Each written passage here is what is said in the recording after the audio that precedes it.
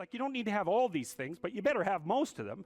Family, friends, career, educational goals, plans for, you know, time outside of work, attention to your mental and physical health, etc. You know, that's what life is about. And if you don't have any of those things, well, then all you've got left is misery and suffering. So that's a bad deal for you. So once you set up that goal structure, let's say, and that's really in many ways that's what you should be doing at university. That's exactly what you should be doing, is trying to figure out who it is that you're trying to be, right? And you aim at that, and then you use everything you learn as a means of building that person that you want to be. And I really mean want to be. I don't mean should be, even those things are going to overlap.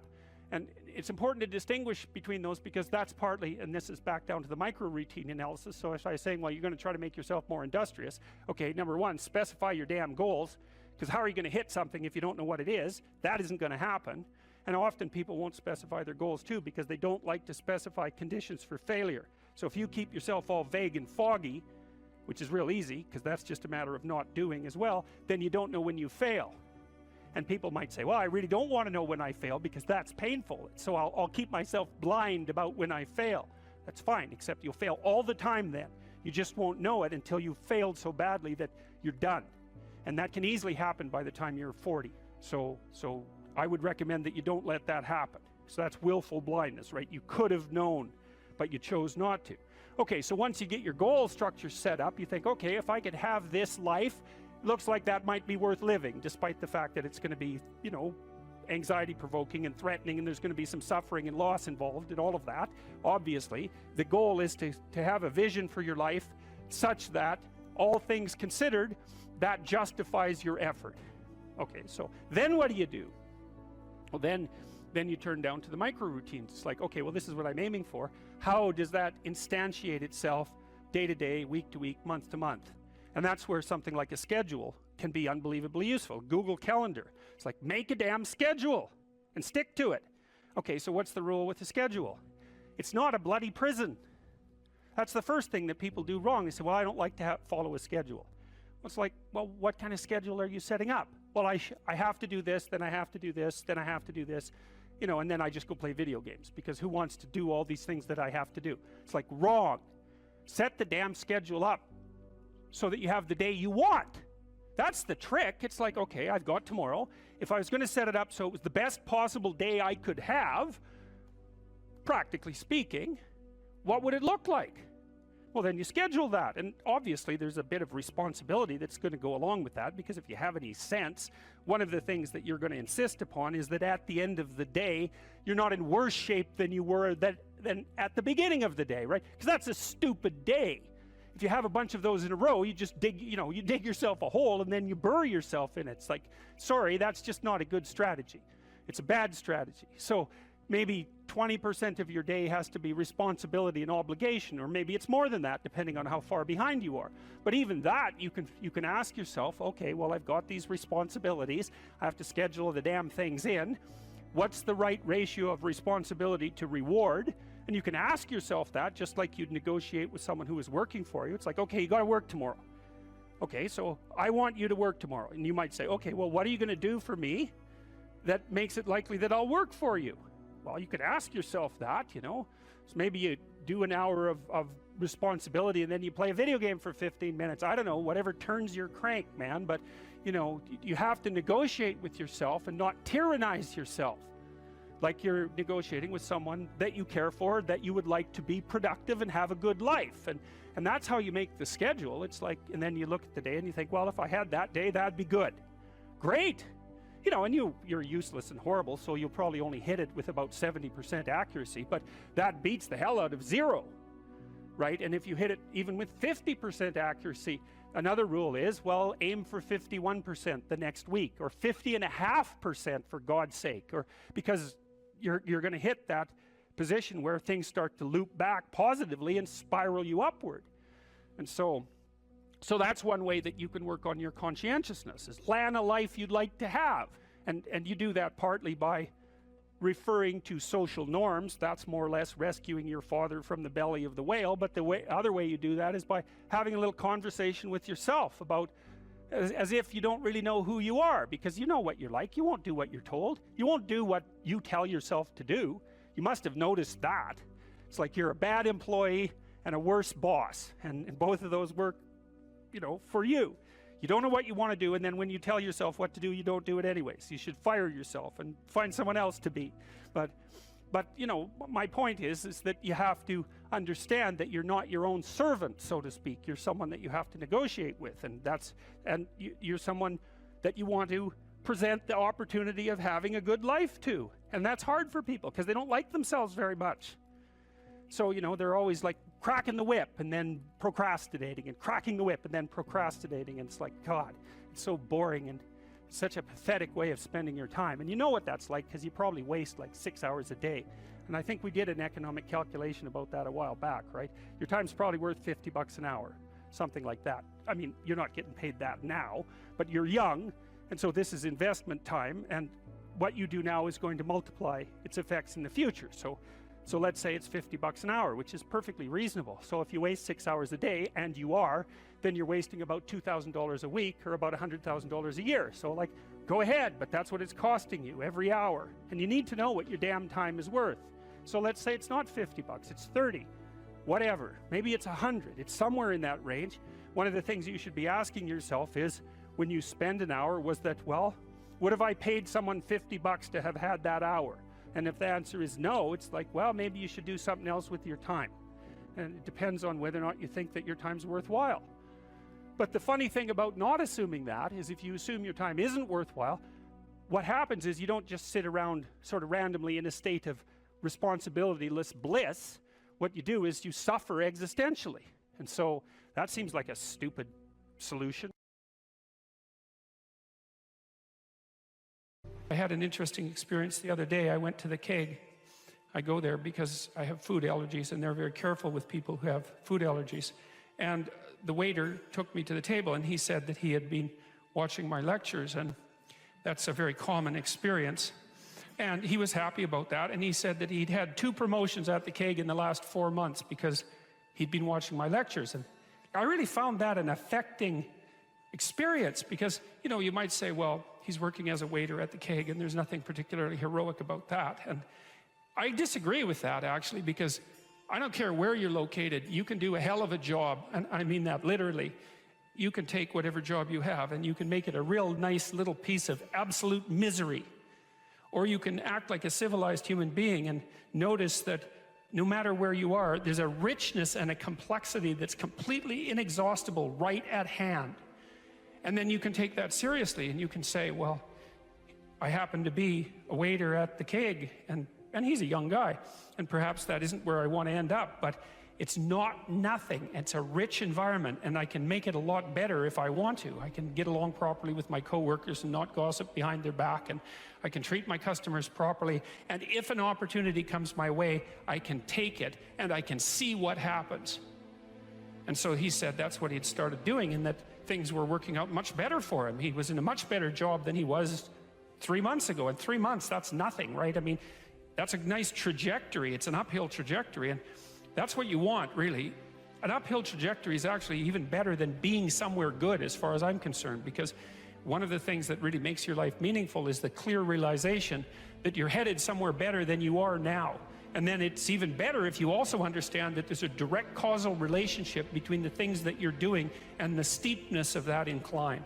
And so I get a lot of letters from people like that, and they say, well, you know, I've been listening to these lectures and I decided that I'm going to try to take responsibility for my life, and so I've started to stop doing all the stupid things that I know that are stupid, that I know I shouldn't be doing, and I've started doing some of the things that aren't stupid that I know I should be doing, which seems pretty obvious, really, if you think about it.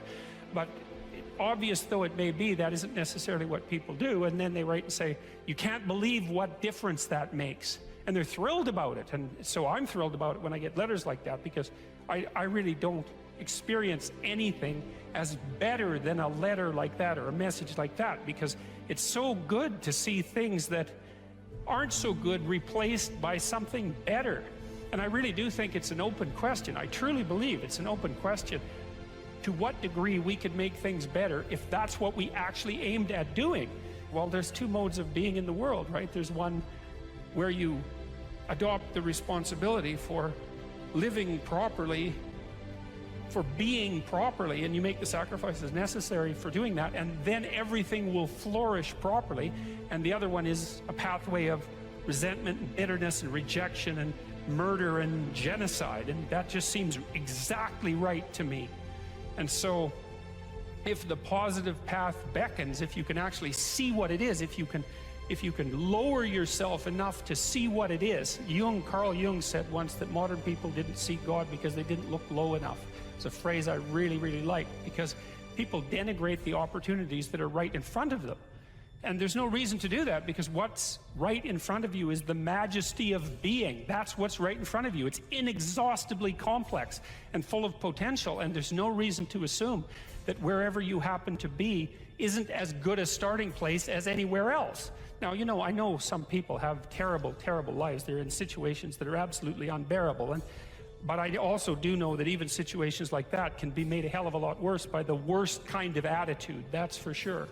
So anyway, so that's where you are. You're in a damaged structure. You're a damaged structure. You're in a damaged structure. But, you know, at least it's got some walls. You know, you're not being fed to the lions on a regular basis, so that's a good thing. And you can emerge forward heroically to confront the chaos that constantly threatens the structure within which you live. And you can free something as a consequence of that. You can learn something. You can strengthen yourself. That's the other thing, because what you're actually made of, in many ways, what informs you, what you're made of, is what you encounter when you voluntarily encounter the unknown. And so the more you voluntarily encounter the unknown, the more you get made of. And the more you get made of, the more there is to you. And then the more you're good at encountering the unknown and restructuring order and calling forth proper order out of the potential of being. And God, you got to think, why wouldn't you do that, since you can do that? And it's an endless mystery. You know, I think part of it is that people don't aspire to the highest good because they're deeply ashamed of themselves and their weaknesses and their insufficiencies. And that's not the only reason. I mean, there's the desire to avoid responsibility, and there's all the negative motivations as well, like resentment and hatred, and the desire to make things worse. I don't want to, you know, give us too much of a break, but it's something like that.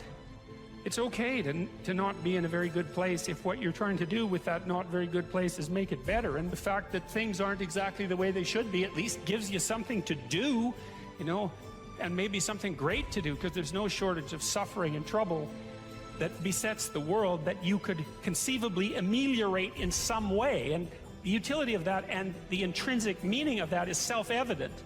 So it also makes me curious about nihilism, for example, and despair, because, I mean, I understand those emotions. I understand them deeply, and the intellectual mindset goes along with it, but they just seem beside the point to me in some sense, because there are so many things that need doing that all you really have to do is open your eyes and look at them and then decide that you're actually going to do something about them. And you might think, well, what's within my scope of influence is so trivial that it's not worth doing. It's like, it won't stay trivial for long if you do it. Not at all. And I don't think it's trivial to begin with. I really don't believe that anything done right is trivial. My experience in my life has been that anything I actually did paid off. It didn't pay off necessarily in the way that I expected it to pay off. That's a whole different story. But if it was genuine commitment to do something, even if it went sideways and the outcome was really something other than what I expected, the net consequence over time was nothing but good. So every new frontier that can be conquered is an advance forward, and there's no shortage of frontier because we're surrounded by the unknown. We're surrounded by our own ignorance, and we can continually move into that domain, into the domain of chaos, or we can restructure pathological order. And that's the secret to proper being. And so then you encounter chaos that way, you know, and then you can regard yourself as the sort of entity that, despite its insufficiency, has the capability to conquer chaos despite the danger of that. That's the other thing, because the fact that you're fragile is actually a precondition for your heroism, because if you weren't fragile, then there'd be nothing heroic about doing something difficult, right? Because if you couldn't be hurt or damaged or defeated or end up in failure, then where's the moral courage in the endeavor? It has to be that the fragility is built into the courage. And so it's not a reason not to engage in it at all. In fact, quite the contrary. And so then, what do? Well, you put the city back together, and maybe the way you want it, so that it's functional and efficient and beautiful, and so that people can flourish there, and flourish in a manner that makes them feel that the unbearable catastrophe of being is worth it for the experience. That's what you're aiming at. And it's not an impossibility. It's not an impossibility. And then not only that, not only do you repair the city when you do that, but you make yourself the sort of thing that continually repairs the city. And that's even better. That's the end goal, because it's not the repair of the city that's the goal. It's the transformation of yourself into the thing that continually repairs the city. And so there's just no reason for that not to happen. And the more it can happen, the better. What do you think of the skills that people should start to develop in their 20s in general to make them better human beings, more potentially open to success financially, relationship, health-wise? What are 2 or 3 things that everyone should focus on in their 20s? Well, it certainly doesn't hurt to be in good physical condition, so we can walk through it. Stop drinking too much. How do you know if you're drinking too much? You regret what you do when you're drinking. It's interfering with other important goals. It's causing you financial distress. It's getting you in trouble with your friends or your family. It's getting you in trouble with the police. Okay, so stop abusing substances if you can, right? If you see that they're hurting you. And alcohol is particularly pernicious in that regard. So, physical health. Are you in decent shape? Are you strong and coordinated? And if you're not, well, you'd be better if you were. You'd feel better, you'd be more effective, you'd live longer, you'd be less sick. And you really see that mount up. Like, if someone's been in shape once in their life, they age way better. And it's also a really good way of maintaining your cognitive ability. Like, you hear about those exercises that you can do online to make you smarter and keep your cognitive ability intact. Yep. Those don't work. There's no evidence that they work. People keep saying that they make you smarter, they maintain your cognitive function. Psychologists have studied that for 50 years, hoping that one of those things will work, trying all sorts of creative tacks. They don't work. Exercise works. Cardiovascular and weightlifting. You start to decline in your fluid intelligence at about the age of 25. And it's a linear trend downhill, and it can accelerate as you get older. It's just like this, quite ugly. If you exercise, you stave that off. So that's really useful. Maintain your relationships and foster them. So when I look at successful people, they're really good at something.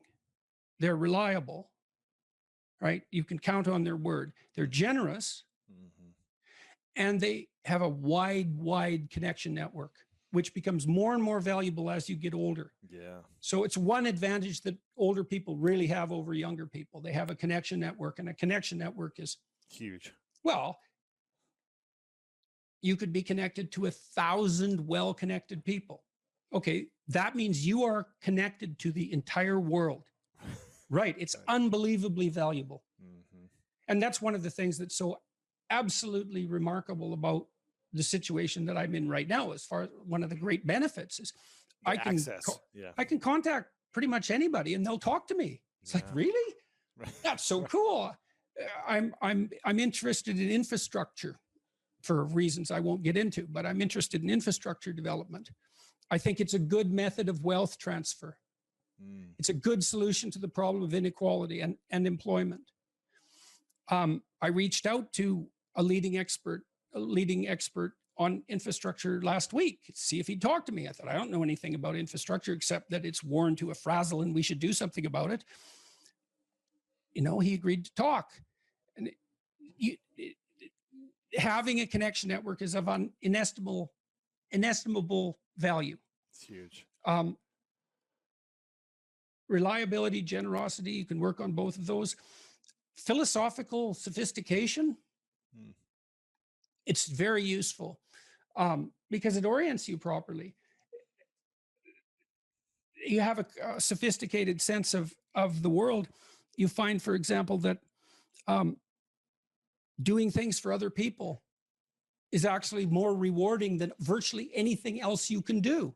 Right. You know, and you hear you should be of service to other people.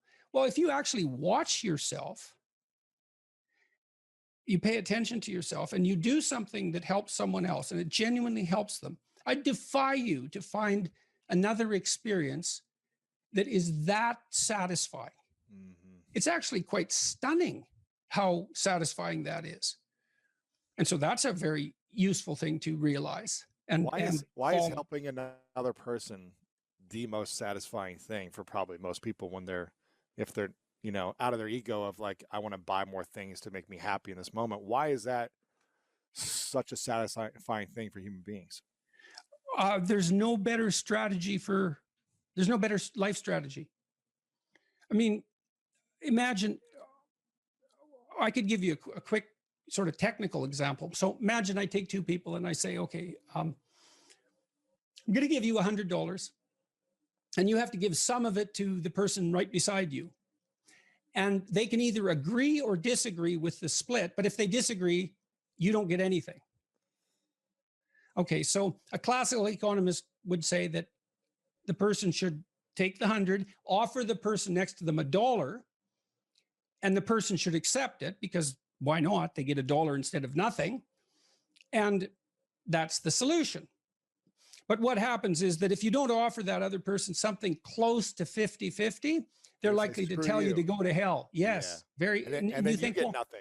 You get nothing too. You think, well, why would people do that? Because they just reject $50 and who cares? And the answer is, well, we don't just play one game with other people. We play a repeating game. And so imagine we did this. So imagine it's a crowd and they're all watching you. And I offer you $100 and you have to share it with the person next to you. And you say, would you like to take $70? And the person says, well, I'm not sure that's fair to you, but if it's okay, yes. But then everyone else sees that. And now they all have an opportunity to pick who they're going to play with next. Well, you're not going to get picked last, are you? Remember what you told me? You didn't want to get picked last, right? I did not. Okay, so what you did was you turned yourself into an athlete. A machine. Okay. Always going to get first. Okay, great. So, but imagine we expand that game. Yes.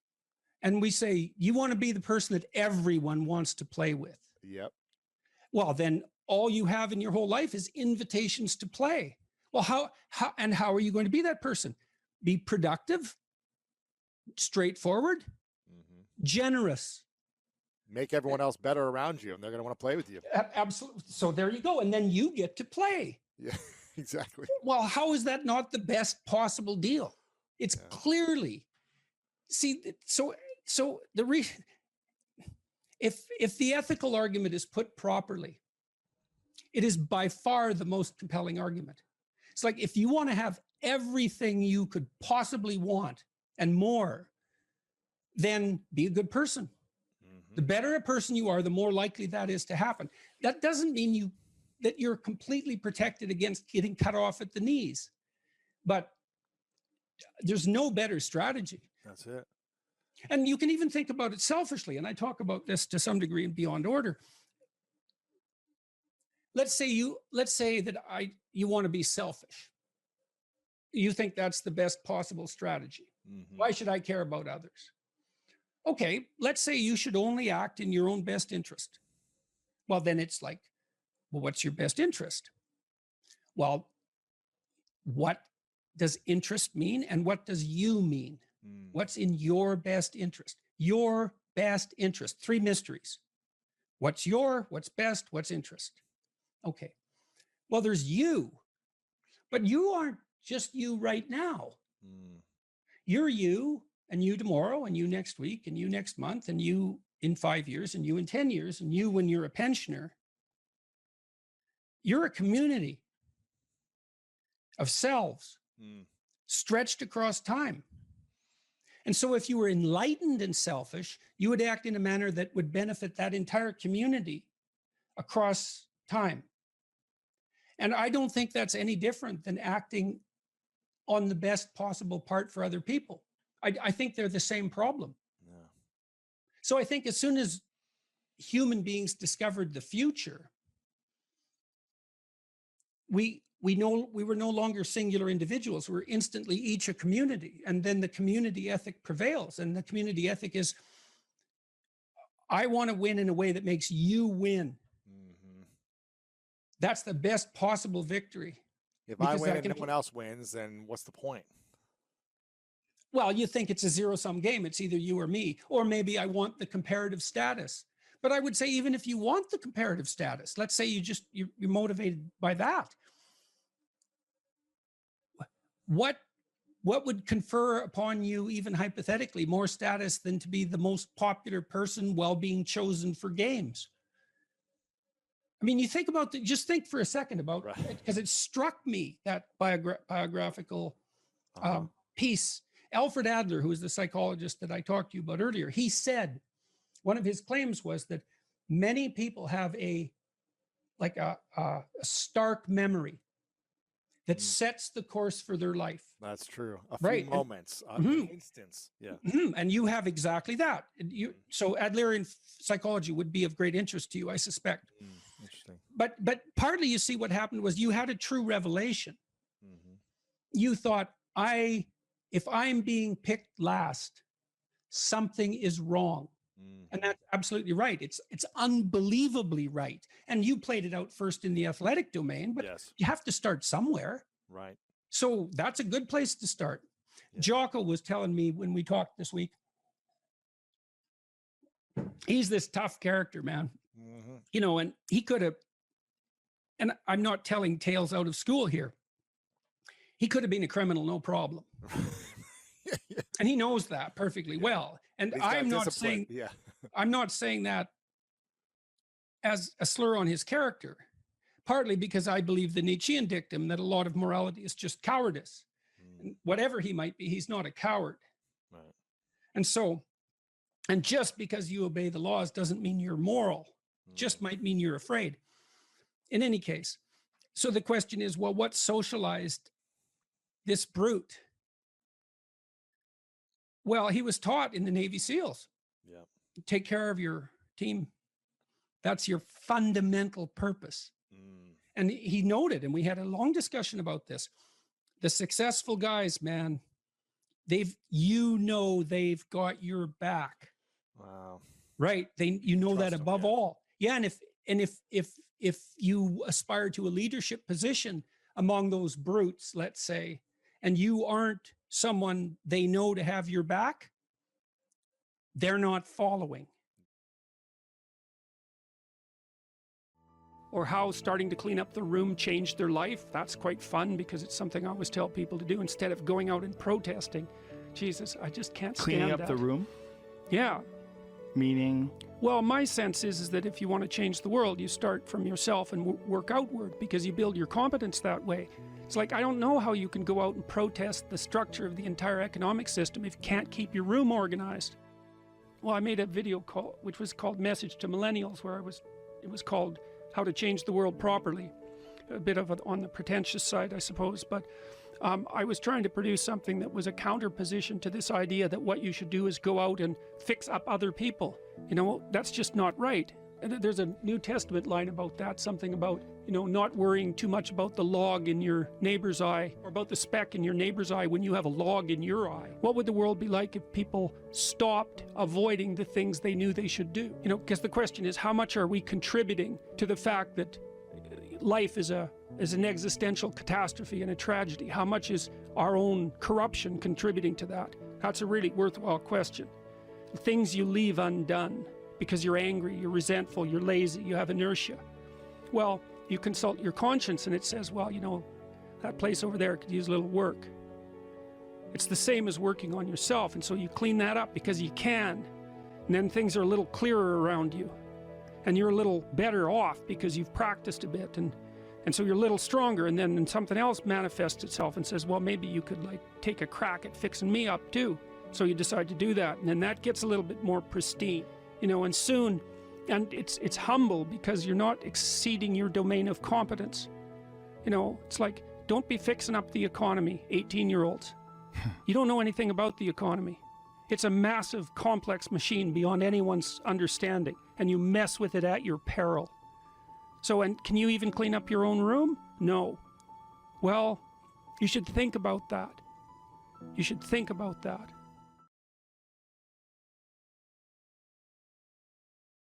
Here's another rule. Pursue what is meaningful, not what is expedient. This is also a great thing to know, I think. That's a tricky rule. Expedient might be, we're going to have a conversation, and I want something from you. And a lot of conversations are like that, you know, because you have a goal in mind. This is what I want from this person. And so then you craft your conversation to get what you want, right? You subordinate your words to the ethic of your desire. And you might say, well, what's wrong with that? Well, what do you know about what you want? Like, haven't you been wrong about that before? Or you might say, well, what's the alternative? Well, is there an alternative? Well, you have to want something from the person to even interact with them. It's like, no, you could want to see what happens. You could want to play. You could tell the truth. That's an interesting thing to do, because you don't know what's going to happen if you tell the truth, that's for sure. You could let go of what you want and just say what you think. And you could presume, and this is an act of faith too, that the truth does set you free, and that the truth that's spoken properly makes out of possibility the order that is habitable and good. And then you could just tell the truth, and you could see what happens, and that would be an adventure. And that's better than expediency, partly because maybe you're wrong about what you want. You know, and you know that because you're kind of narrow and maybe narrowly self-serving from time to time, and your purview of the world isn't as wide as it could be, and you're a bit bitter, so you tend to be that narrowly selfish because of that. And so you want something from a conversation, and you bend and twist it to get it. It's like, fine, but maybe you'll get something you don't want. Or worse, you'll get something that's positively bad for you. That happens a lot. And so part of the reason there's a deep moral injunction to tell the truth in a religious sense is because there's a hypothesis behind that, which is there isn't anything better that can happen to you than what will happen to you if you tell the truth. Now, that might be hidden from you because sometimes if you tell the truth, and I don't mean to blurt everything out carelessly, like this is a sophisticated thing to do. It's not careless. It doesn't mean just say any old thing that pops into your head. You have to be judicious with the truth. But the notion would be, if something emerges as a consequence of engaging truthfully, and it doesn't seem to be going your way, wait. There's more to the story to unfold, because like, how do you know if it goes your way or not? Like, over what time span are you calculating this? Because sometimes things can go pretty badly initially and then much better as they progress. And lots of times the truth has that effect, because you reveal something that's maybe disturbing or shocking even to yourself and to others, and it causes waves, especially if it's a deep truth, and that destabilizes everything. It's like, yeah, but maybe that's preferable to a false peace. You can't find out if it's true without doing it. You're not going to gather the evidence beforehand. So that's the truth side of it. Meaning, pursue what's meaningful instead of what's expedient. It's another hint, like the spirit of play, about the pathway. The yin and yang symbol, the famous symbol, it's two serpents, one black, one white, head to tail. Inside the black serpent, there's a white dot, and inside the white serpent, there's a black dot. And the representation is something like the world of your experience is made up of chaos and order. And order is where you are when things are going according to what you want. And chaos is everything that can come in and disrupt that. And both of those can be positive and negative. Too much order, tyranny, right? Too much chaos, nihilistic uncertainty. Optimized balance. So let's think about what the optimized balance would mean. You have a structure of perception and conception that you inhabit. It's orderly, reasonably orderly. Orderly enough so that when you inhabit it, most of the time things are going the way you want them to go. But things change and shift, and you don't know everything you should know. So you can't just stay where you are with a good thing. You have to expand. And as you expand, you move out of the domain of order into the domain of chaos, or out of the domain of actuality into the domain of possibility. And then you might think, well, how do you know when you're doing that optimally? Well, one marker, as I said before, maybe that you do it in a spirit of play. But another is, and this is so much worth knowing, things get meaningful. You know, people ask, does life have any meaning? It's like, why is anything worth doing if in 4 billion years the sun is going to envelop the earth? And the answer to that question is, that's a stupid question. And I can prove that in some sense. It's like, you're a mother and your baby's crying, and so you're going over there to do something about it. And someone comes along and says, why do you care if that baby's crying? You know, in 4 billion years, the sun is going to envelop the earth. And what's the right response to that? It's something like, go away. Are you out of your mind? And the answer to that question is yes, you are out of your mind. Of course, you can find a time frame or a spatial frame of reference that makes everything you do pointless. You know, it's like, what is this going to matter in 20 trillion years? Well, it's like, the only proper response to that is that's not a wise time frame. Imagine you're in a concert, you know, listening to some great music, and it's got you, you know, and someone taps you on the shoulder, and you know, this is going to come to an end. And well, what's your response? Like, go away. And that's the right response to that voice in your head that does those things to you, which says, you know, you're engaged in something, and a nihilistic thought comes out. Well, what's the point of this, given, you know, how unbearable the world is in the current political situation, and the fact that we're inhabiting some ball of dust on the edge of some fringe part of the cosmos, and that everything's dead and material. It's like, get thee behind me, Satan, right?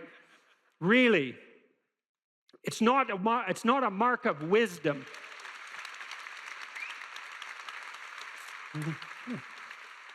It's not a mark of wisdom to let nihilistic, demonic voices steal your joie de vivre.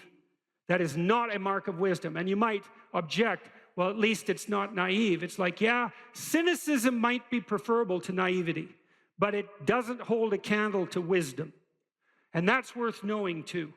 Because once you've been hurt and you're cynical, there's no going back to naive. But there's no point in staying at cynical. And there are degrees of courage way beyond cynicism. And some of that is the regaining of the faith you had as a child despite your current level of wisdom. And that's something to strive for, right? That's a moral attainment. That's not a burying your head back in the sand. Quite the contrary. And so, well, back to the yin and yang symbol. Imagine you have an instinct that orients you. Well, you do. As a matter of fact, there's a reflex that's replicated at multiple levels of your nervous system, and it's ancient. If you have a nervous system as an animal, you have this reflex, and the reflex is something like surprise. You know, if I walk across the stage and I hear a loud noise behind me, I might go like this, and that would be automatic because I'm gripped by unconscious systems. And what's happening is some chaos has emerged, and it stops me in my tracks because something unexpected happened. My current plan is incomplete. And then I'll turn and orient towards the place of the disturbance. And that's the beginning of exploratory behavior. And then I might run away, which might make me safe, or I might cautiously investigate, in which case I can find out what caused the disturbance, maybe rectify it, and maybe update my plan so that that sort of thing doesn't happen again. That's a better approach. Okay, well, that's another issue in some sense that seems to make the postmodernist critique even more correct. How in the world are you going to extract out a canonical interpretation of something like that? It's like it's not possible. But here's the issue, as far as I can tell. So when the postmodernists extended that critique to the world, they said, look, well, a text is complicated enough. You can't extract out a canonical interpretation. What about the world? The world's way more complicated than a text, and so there's an infinite number of ways that you can look at the world. And so how do we know that any one way is better than any other way? And that's a good question. Now, the postmodern answer was we can't. And that's not a good answer, because you drown in chaos under those circumstances, right? You can't make sense of anything. And that's not good, because it's not neutral to not make sense of things. It's very anxiety-provoking. It's very depressing, because if things are so chaotic that you can't get a handle on them, your body defaults into emergency preparation mode, and your heart rate goes up, and your immune system stops working, and like you burn yourself out, you age rapidly, because you're surrounded by nothing you can control. That's an existential crisis, right? It's anxiety-provoking and depressing, very hard on people. And even more than that, it turns out that the way that we're constructed neurophysiologically is that we don't experience any positive emotion unless we have an aim and we can see ourselves progressing towards that aim. It isn't precisely attaining the aim that makes us happy. As you all know, if you've ever attained anything, because as soon as you attain it, then the whole little game ends. Then you have to come up with another game, right? So it's Sisyphus. And that's okay, but it does show that the attainment can't be the thing that drives you, because it collapses the game. That's what happens when you graduate from university. It's like you're king of the mountain for one day, and then you're like surf at Starbucks for the next 5 years, you know? So, yeah.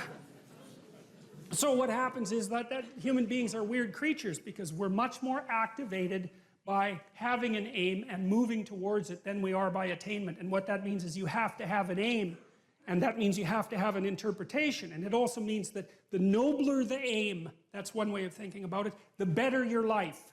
And that's a really interesting thing to know, because, you know, you've heard ever since you were tiny that you should act like a good person, and you shouldn't lie, for example. And you might think, well, why the hell should I act like a good person, and why not lie? I mean, even a 3-year-old can ask that question, because smart kids learn to lie earlier, by the way.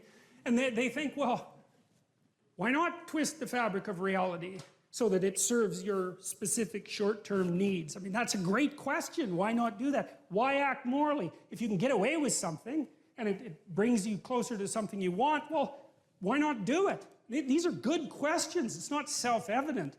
Well, it seems to me tied in with what I just mentioned. It's like, you destabilize yourself and things become chaotic. That's not good. And if you don't have a noble aim, then you have nothing but shallow, trivial pleasures, and they don't sustain you. And that's not good, because life is so difficult, it's so much suffering, it's so complex. It ends, and everyone dies, and it's painful. It's like, without a noble aim, how can you withstand any of that? You can't. You become desperate, and once you become desperate, things go from bad to worse very rapidly when you become desperate. And so there's the idea of the noble aim, and it's not something, it's something that's necessary. It's the bread that people cannot live without, right? That's not physical bread. It's the noble aim. And what is that? Well, it was encapsulated in part in the story of Marduk. It's to pay attention. It's to speak properly. It's to confront chaos. It's to make a better world. It's something like that. And that's enough of a noble aim so that you can stand up without, you know, cringing at the very thought of your own existence, so that you can do something that's worthwhile to justify your wretched position on the planet.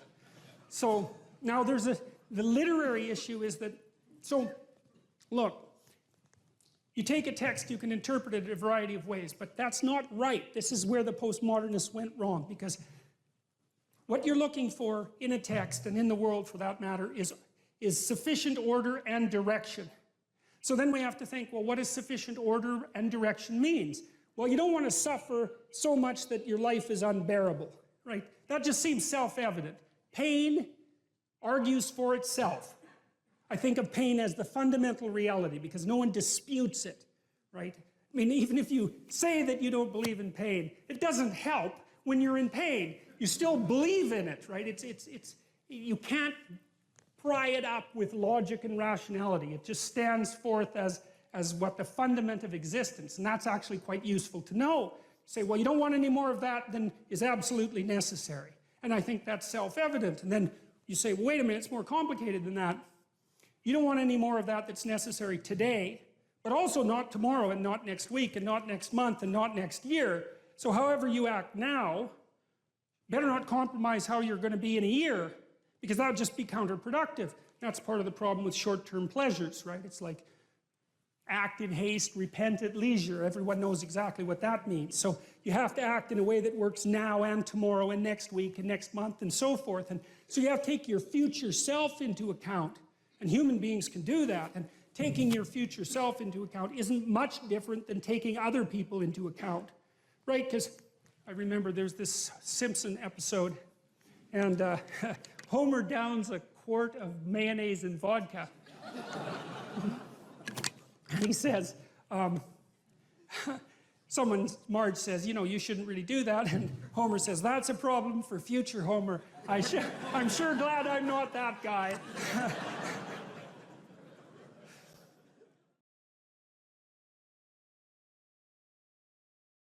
Well, so you're moving from point A to point B in your little circumscribed world. You've made everything invisible. And as long as that works, then your theory's good enough. It's accurate enough. It's true enough. You're in your little paradise. But if something comes up and objects, well, that's where your character is tested fundamentally. That's the character test. It's like, what do you do with messages of error? And that's a tricky issue. Okay, so here's a solution to that. Here's what not to do. I am a bad person. I got to see I'm a bad person. I might as well just go jump off the bridge. It's like, no, that's not good, because what that means is that every time you try to learn something, you're going to make a mistake, because what do you know? So you're going to make mistakes. And if the rule is every time you make a mistake, you're going to go jump off the bridge, then that's not a useful problem-solving strategy. And so when you make a mistake, you don't get to beat yourself to death with a club. It's a bad strategy, and you'll have your internal tyrant in there who's perfectly happy about doing that. That's the, overactive superego that Freud talked about. Maybe it came to you via a parent who was too authoritarian, or a grandparent, or maybe it's just you because you're disagreeable and neurotic, and so you'll take or hyper-conscientious. You'll take yourself apart. Well, you've got a problem. Something has objected to you. Then the question is, well, what does that mean? Well, maybe you're not looking at the world right. Maybe your goals are wrong. Maybe you're not acting properly. It's okay. So the question that arises when an obstacle emerges is, which part of this structure needs attention? And the first answer can't be all of it, which is why when you're arguing with someone in an intimate relationship and you're angry at them and you want to win, which is a big mistake, you want to win, you say, well, this is what you're like. Here's another 10 examples of how you've done that in the past, and I can enumerate more of them if you'd like. And so that's actually what you're like, and I've tried fixing you and it didn't work, and so it looks like you're going to be like that up into the future, and you're basically saying to them, well, you're a bad person, and the only thing they can do is either collapse or punch you. And punching you is actually better than collapsing. You know what I mean? It's such a counterproductive way of arguing. You don't leave the person any out. And so maybe, well, they're civilized, so it doesn't get physical. Well, maybe that's good and maybe it isn't. But then they end up either really not happy with you in a way that they will manifest the first possible opportunity they get, or they have to go off in the corner and cringe. It's like, great, you won. It's like now your partner's either hates you or is cringing. It's great. That's a real good victory, man. Rack up about 100 victories like that and you'll be in divorce court and spending $250,000 while being miserable about it. Yeah. So anyway, something objects to you and you think, okay, well, I need to take myself apart, right? Because there's a piece that's broken somewhere, and then you might think, well, let's assume it's a little piece to begin with. That's the right mechanism. It's like, okay, you got a C-. That doesn't prove that you're stupid. Now, it implies that you might be stupid, but it doesn't, right, really, it does, and that's why you don't want to look at it. Maybe it implies that you're lazy, or implies that you're ignorant, or like it implies all sorts of terrible. Might imply that you're a bad person even. But you don't want to leap to that, and that's sort of the proclamation of innocence before guilt. Assume that you're the least amount of reprehensible and ignorant possible. And so then you look at the micro routines. It's okay, well, I got a C- in this course. Maybe I should study for that course 15 minutes more a day for the next 3 months. And then you ask yourself, do you think you could do that? No, I'm too useless. Okay, how about 15 minutes every second day? You think you could do that? You put it in your schedule, like 15 minutes every second day in the morning. And that's, well, you think, well, what's wrong with me? Well, I'm not very good at managing my study schedule. That's not quite down here at the behavioral level, but it's pretty close, because what you can take an action. You can open up your schedule and you can say, well, I'll mark 15 minutes aside. Then you can practice doing that. It's pretty low level in the hierarchy. It means, well, you're still not a horrible person. You just got to polish up your work ethic. And so what you want to do is you want to, it's like the old adage, you got to stand up for yourself, but you don't want to make unnecessary enemies. That's a really good thing to know. It's like, shut the hell up most of the time, but now and then you don't shut up because it's time to say something. You don't want to make unnecessary enemies, though. Well, you don't want to take yourself apart any more than is absolutely necessary. Start little, and you do that with people around you too. Like if you have a child, and the child does something that isn't right, then you think, okay, minimal necessary intervention. What can we do to decrease the probability that that's going to occur in the future? So that's a good thing to know with children. It's also a good thing to know with your partners. You're having an argument with them. It's like, okay, what the hell do you want? What's the minimum thing you can request from them that would satisfy you? And the evil part of your soul is going to be, I want them cringing in a corner. It's like, yeah, get that stuff under control, man. See if you can figure out what that person could offer you that would be minimal that you would accept. And then tell them that. It's like, here's the words I would like you to say in the apology I would like you to formulate, assuming that you think you did something wrong. We have to argue about that because maybe you didn't. But if you did, I want to specify it precisely and narrowly, and I want to give you an escape route. And you might only be able to do it badly because you're still mad. So you apologize half-heartedly. It's like you get a pat on the head for that. Good. Next time it'll be 51%, not half-heartedly. Right? So it's careful training. It's careful training of yourself and other people with the goal in mind, but also with the least amount of harshness possible. And then the other thing to do as well, and this is also true for you, and this is something I learned from studying the behaviorists, is like watch the people around you like a hawk. Whenever they do something that you think is good, you tell them. That's wisdom, man. You'll get so far with that you cannot bloody well believe it, because most people, they're afraid of any number of things, but one of the things they're really afraid of is that now and then they'll creep out of their cynical shell and try to do something good. It's like they're popping out this thing that's unbelievably vulnerable. They'll try to do something good and creep right back into their persona, and they'll look around and see if anyone noticed. And sometimes they'll get punished for it, and then they won't do it again. So don't do that. But then now and then you think, hey, I saw you do this. That was actually pretty good. And they think, oh, wow, someone noticed. It's like, wow. And then they'll think, yeah, I could do that again. And if you want to live with someone for a long period of time, I would say every time they do something that you would like them to do more of, number one, notice. Number two, tell them, right? Because I know you don't want to, because you really want to dominate them, and you don't want them thriving, because then they'd be competition to you, and you wouldn't be able to go complain to your mother about what a miserable partner you have, and you know how delightful that is. So you have to forego all that pleasure if you actually helped your person develop. So you got to get over all that. It's really annoying. So you've got this person pegged as, yeah, you're stuck with them, and maybe it's the best you can do, but you got one eye open.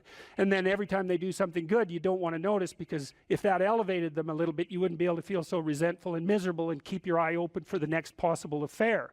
And that is what people are like. That is what people are like, and that's what you're like too. That's what people are like. So you got to decide if that's what you want, or you want to help the person that you're with grow. Now it's dangerous because they might outshine you. Well, good. Then you have someone to compare yourself to. That'd be a good deal. It's really rough with kids, because parents will stop their children from succeeding beyond them. They get jealous, and then they'll put them down, and then they have kids that do not like them, and they'll pay for it.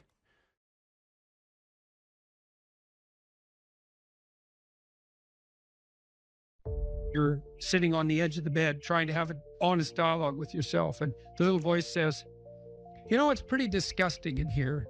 And you think, well, I'm way above such trivial niceties as organizing my room. It's like, Now that's pride. That's arrogance. If you're above organizing what's actually yours, how in the world are you ever going to organize anything else? And so you get on your knees and you think, well, it's time to, take a brush to the toilet. And maybe that's where you start.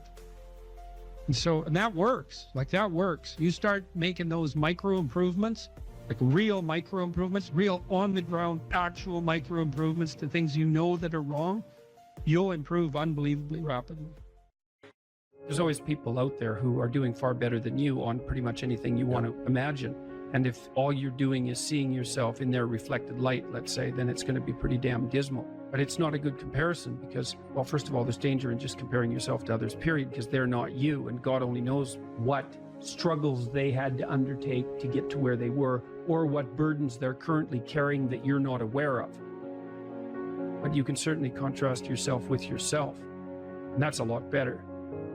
It is the only way. Well, it's also the only way of really measuring anything approximating proper improvement. You can actually tell when you're a little better than you were yesterday. Right. And you can actually do that. That's another thing that's so interesting about it, is that you can actually make yourself a little better in some way, pretty much, well, I don't know if it's at every moment, but you can certainly do it every day. Let's say you want to become who you could be in the fullest sense.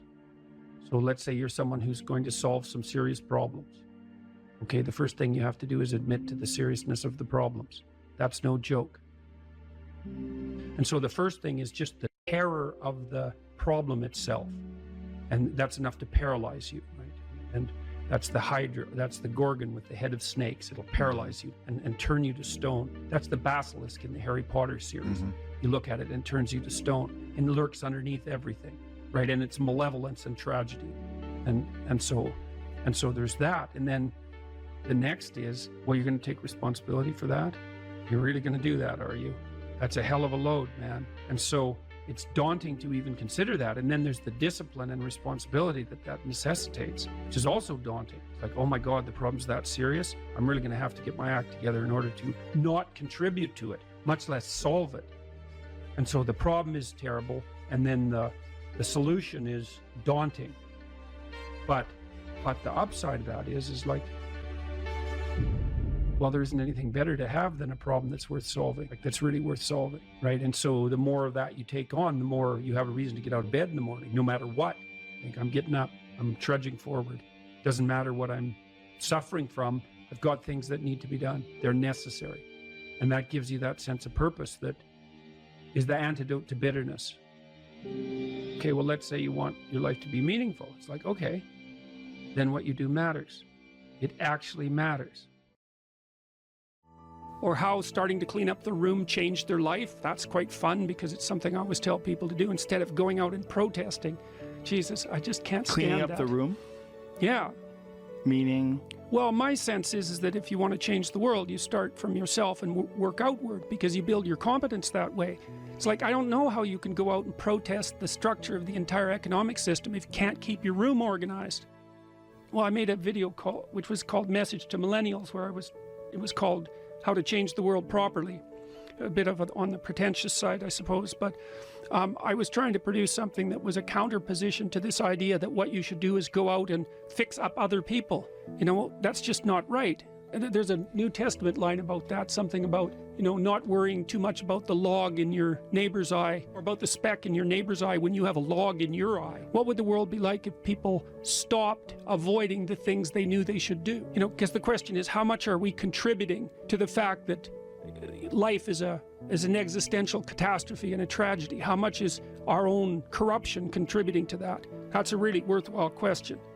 Things you leave undone because you're angry, you're resentful, you're lazy, you have inertia. Well, you consult your conscience and it says, well, you know, that place over there could use a little work. It's the same as working on yourself, and so you clean that up because you can. And then things are a little clearer around you. And you're a little better off because you've practiced a bit, and so you're a little stronger, and then something else manifests itself and says, well, maybe you could like take a crack at fixing me up too. So you decide to do that, and then that gets a little bit more pristine, you know, and soon, and it's humble because you're not exceeding your domain of competence. You know, it's like, don't be fixing up the economy, 18-year-olds. You don't know anything about the economy. It's a massive, complex machine beyond anyone's understanding, and you mess with it at your peril. So, and can you even clean up your own room? No. Well, you should think about that. You should think about that. You only have to ask a stupid question once. You ask a stupid question, and if you're in a crowd and you ask a stupid question, 80% of the people in the crowd have the same question. They're just too cowardly to ask. But you ask and then someone actually tells you, you never have to ask that question again. You're no longer stupid. What stupid thing am I doing that I could quit doing? That I would quit doing? Because those aren't the same thing, right? Because you know there's stupid things that you're doing that you're just not going to quit doing because you like them. But there might be something on the edge there where you could stop that. If you want to know something about yourself, sit on your bed one night and say to yourself, you got to mean this, like you got to be desperate. This is no game, this. My life is not everything I want it to be, and perhaps it's not everything that I need it to be. And by need, I mean my life is so unbearable that the suffering that's attendant upon that is make me nihilistic, cynical, bitter, resentful, driving the proclivity to see evil everywhere except within my own heart. Like, these are problems, man. And you ask yourself, you sit on the bed and say, okay, man, I'm ready to learn something. What's one thing I'm doing wrong that I know I'm doing wrong that I could fix, that I would fix? It's like, you meditate on that, you'll get an answer. And it won't be one you want, but it'll be the necessary one. You know, and it's often something that will point you to small things. Like, that works. You start making those micro improvements, like real micro improvements, real on the ground, actual micro improvements to things you know that are wrong, you'll improve unbelievably rapidly. There's never been a better time for the majority of people to be alive. And the future, although we're vulnerable and terrible things can always happen to us, it's hard to make a case that the future doesn't look comparatively positive. We're becoming extremely technologically sophisticated, and the world is changing at an incredibly rapid rate, and the only way we're going to be able to manage that in a positive way is if each of us, or as many of us as possible, are capable of making wise and careful and truthful decisions. And if we do that, then maybe things can continue to improve. You don't get people to stand up on their own 2 feet and to adopt responsibility if everything is given to them. And that's a real conundrum.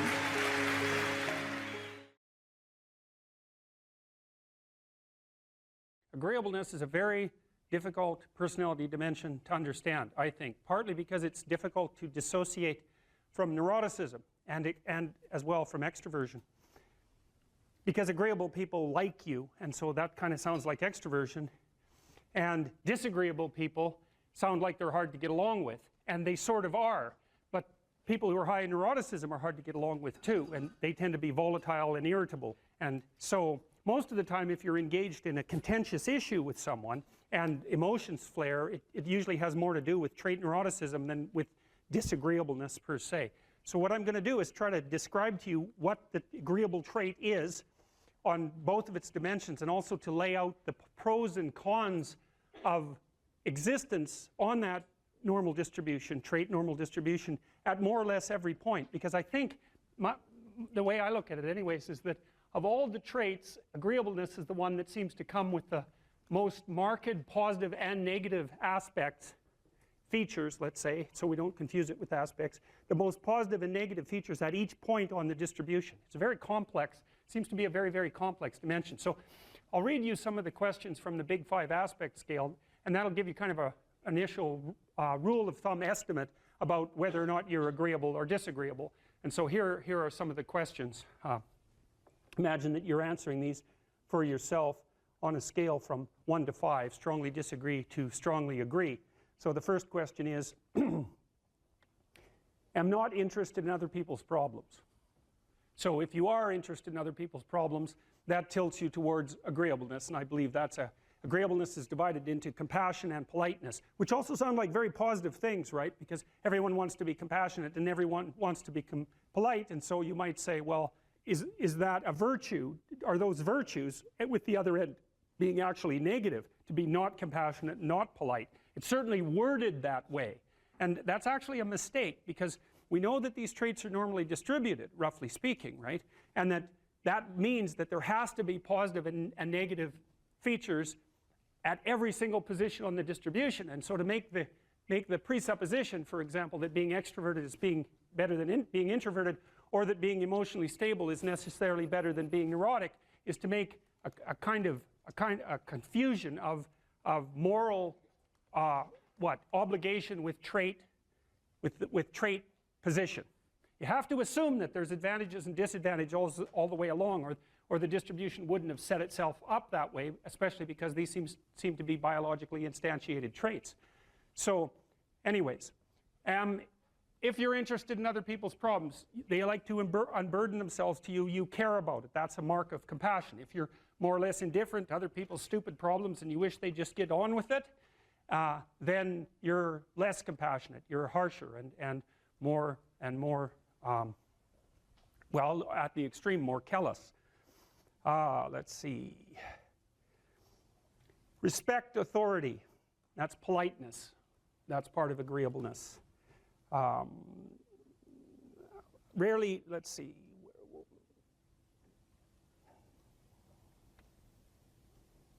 Feel others' emotions. Compassion. Inquire about others' well-being. Compassion.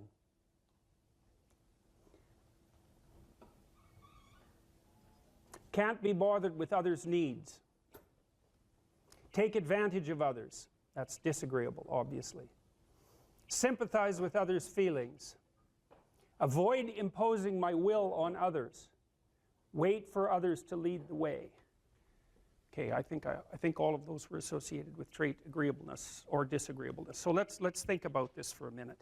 So I'm going to tell you how I conceptualize agreeableness. The first thing you want to know is that women are more agreeable than men, about half a standard deviation. And that's approximately enough so that if you took a random male and a random female out of the population and you tried to guess who was more agreeable and you guessed the female, you'd be right about 60% of the time. So, but what's interesting about that, and this is something also to keep in mind, is about normal distributions, you know. So imagine you have a normal distribution so that most people are in the middle, and then you have another normal distribution, male and female, and mostly they overlap. But you see out here and out here, they don't overlap at all. And so even though on average men and women aren't that much different in terms of their levels of agreeableness by the group, if you go out and you look at the extremes, they're very different. So all of the most agreeable people are women, and all of the most disagreeable people are men. And the thing is, the extremes are often what matter rather than what's in the middle. And so one of the ways that's reflected in society, by the way, is there's way more men in prison. And the best personality predictor of being imprisoned is to be low in agreeableness. It makes you callous. Now you might think, well, what's the opposite of compassion and politeness? And the answer to that is, I think it's best sort of conceptualized as a trading game. So let's say that we're going to play repeated trading games. And if you're very agreeable, then you're going to bargain harder on my behalf than you're going to bargain on your own behalf.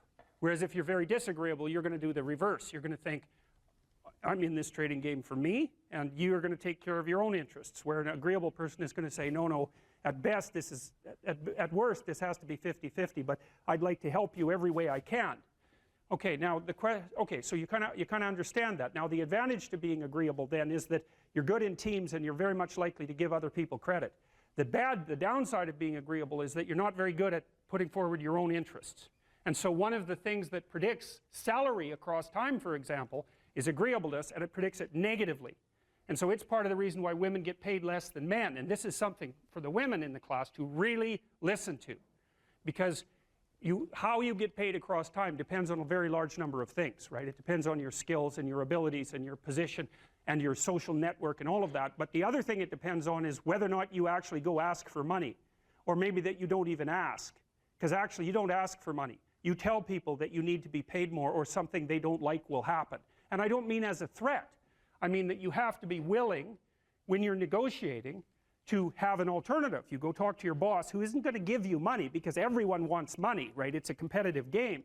You're going to have to go there and say, look, here's what I do. Here's why it's useful. Here's why you have to give me more money, and this is my opportunities if you don't. And then you're not taking your boss's money anyways, because it's very frequently the case that he's working for a whopping big company. But he needs an excuse to give you money, because everyone's asking for money all the time. And so you have to put your case forward powerfully and disagreeably. Now, you don't want to do it too disagreeably, because then he's going to think that you're a son of a bitch, and maybe he's not going to give you anything, and maybe you'll get fired for being mouthy and all of that. And that certainly happens to people who are too disagreeable. You got to get the balance right. But it's definitely the case. And the other thing that happens to women that's also worth noting, and this is probably because they're higher in negative emotion, is they tend to underestimate their own utility in business settings, right? Because if you're trying to evaluate what you're like, and you're more tilted towards negative emotion, then the things that you do that are wrong are going to stand out more on the foreground than the things that you do that are right. So if you go into a negotiation and you're uncertain already because you have self-doubts, and then you're agreeable in the negotiation, what's going to happen is that you're not going to win as often. And winning in a business setting or in a career development setting means more opportunity for promotion and more revenue generated. Now, the downside of that, of course, is as you climb the business hierarchy is that you also have to take on more responsibility, and that responsibility is sometimes unpleasant as well, especially to people who are agreeable, because you're not necessarily liked if you're in a position of authority, and agreeable people really like to be liked. It's their primary motivator, because they're concerned about the maintenance, I would say, of intimate, positive relationships. That also makes them conflict avoidant. Young people always have a reason to be upset and cynical about the current state of affairs, and it's that way forever. And so it's useful, I think, to consider such considerations or such conceptualizations as the patriarchy in that light, because it's an archetypal truth that the social structure is corrupt and incomplete. And what that means is that it's something that you have to contend with every moment in some sense of your life. It's a permanent fact of existence. And to be upset that the structures, the social structures, or even the biological structures within which we live are incomplete and imperfect, and to take that personally, that's the worst part of it. To take that personally is a misreading of the existential condition of humankind, because it's always the case that what you have been given and what you live in is degenerate and corrupt and in need of repair. And it's easier just to accept that, because there's also a positive element, and the positive element is, well, you've been granted something rather than nothing, and maybe you haven't been granted pure hell, because especially in a culture like ours where many things actually function quite well, so there's room for gratitude there. Even if it's a broken machine, it's not one that's completely devastated, and it's not absolutely hell-bent at every second on your misery and destruction. And it easily could be, because many societies are like that. And so the fact that we happen to live in one that isn't corrupt beyond imagining is something to be eternally grateful for. Well, so we live inside a damaged structure, and we also bear responsibility for that damage, because we don't do everything we can to constantly repair it. And you might say, well, that's actually one of the fundamental, people say, well, what's the meaning of life? What they really mean is, what's the positive meaning of life? Because as we've already discussed, the negative meanings of life are more or less self-evident. Well, the positive meaning of life is to be found in noting the state of lack of repair of the walled city that you inhabit, and then sallying forth to do something about that, to repair the breaches and to fix up the walls and to make the structure that you inhabit as secure and as productive as it possibly can be. And there's no shortage of opportunities to do that. You can do that in your own mind. You can do that in your own room. You can do that in your own household, in your local community. And maybe if you get good at doing it at all those levels, then you can start to look beyond that. And so there's challenges. That's the thing that's kind of interesting about this insufficient structure, is that it has a set of challenges built into it because of its insufficiency, and perhaps even because of its corrupt nature, that calls forth the potential response from you of heroic adventure, and the heroic adventure is to man the barricades and repair the city. And you can always do that. It doesn't matter what your personal circumstances are. There's always something that isn't right near you, isn't correct, isn't laid out properly, that you could just fix if you wanted to. And one of the things that we're going to talk about tonight is the idea that if you adopt an attitude that's like that, that the role that you should play is to make things better wherever you are, however you can, that what would actually happen would be that things would get better wherever you are in all sorts of ways, and that we've really, as a species, you might say, or maybe even as singular individuals, we've explored that rarely. It isn't something that's put forth as a proposition that often, and it's quite surprising to me. And you know, I had an interesting experience the other day. I went to the keg. I go there because I have food allergies, and they're very careful with people who have food allergies. And the waiter took me to the table, and he said that he had been watching my lectures, and that's a very common experience. And he was happy about that, and he said that he'd had 2 promotions at the keg in the last 4 months because he'd been watching my lectures. And like, I really found that an affecting experience, because you know, you might say, well, he's working as a waiter at the keg and there's nothing particularly heroic about that. And I disagree with that, actually, because I don't care where you're located, you can do a hell of a job, and I mean that literally. At whatever job you have, you can take whatever job you have and you can make it a real nice little piece of absolute misery. Or you can act like a civilized human being and notice that no matter where you are, there's a richness and a complexity that's completely inexhaustible right at hand.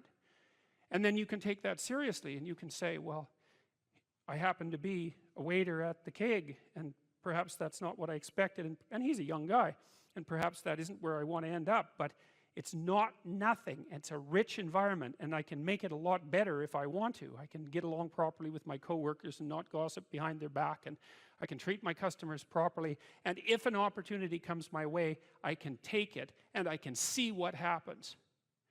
And so he said that's what he had started doing, and that things were working out much better for him. He was in a much better job than he was 3 months ago. And 3 months, that's nothing, right? I mean, that's a nice trajectory. It's an uphill trajectory, and that's what you want, really.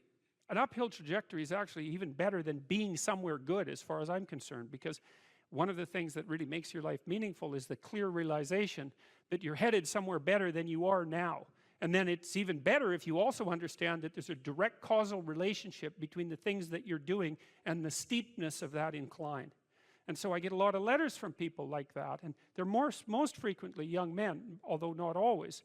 And they say, well, you know, I've been listening to these lectures, and I decided that I'm going to try to take responsibility for my life, and so I've started to stop doing all the stupid things that I know that are stupid, that I know I shouldn't be doing, and I've started doing some of the things that aren't stupid that I know I should be doing, which seems pretty obvious, really, if you think about it.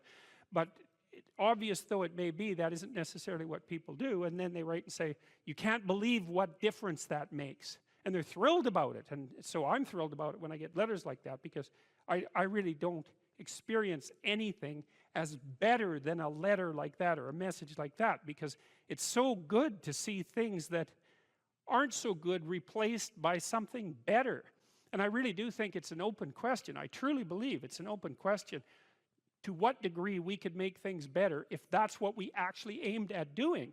You know, in some of the stories that we've covered already, the story of Cain and Abel in particular is really an analysis of that problem, which is so remarkable. It occurs so early in this document. It's such a foundational story. And it basically says, well, there's 2 modes of being in the world, right? There's one where you adopt the responsibility for living properly, for being properly, and you make the sacrifices necessary for doing that, and then everything will flourish properly. And the other one is a pathway of resentment and bitterness and rejection and murder and genocide, and that just seems exactly right to me. And so if the positive path beckons, if you can actually see what it is, if you can if you can lower yourself enough to see what it is. Carl Jung said once that modern people didn't see God because they didn't look low enough. It's a phrase I really, really like, because people denigrate the opportunities that are right in front of them. And there's no reason to do that, because what's right in front of you is the majesty of being. That's what's right in front of you. It's inexhaustibly complex and full of potential, and there's no reason to assume that wherever you happen to be isn't as good a starting place as anywhere else. Now, you know, I know some people have terrible, terrible lives. They're in situations that are absolutely unbearable, but I also do know that even situations like that can be made a hell of a lot worse by the by the worst kind of attitude, that's for sure. So anyway, so that's where you are. You're in a damaged structure. You're a damaged structure. You're in a damaged structure, but you know, at least it's got some walls. You know, you're not being fed to the lions on a regular basis, so that's a good thing. And you can emerge forward, you know, heroically, magically, to confront the chaos that constantly threatens the structure within which you live, and you can free something as a consequence of that. You can learn something, you can strengthen yourself. That's the other thing, because what you're actually made of, in many ways, that what informs you, what you're made of, is what you encounter when you voluntarily encounter the unknown.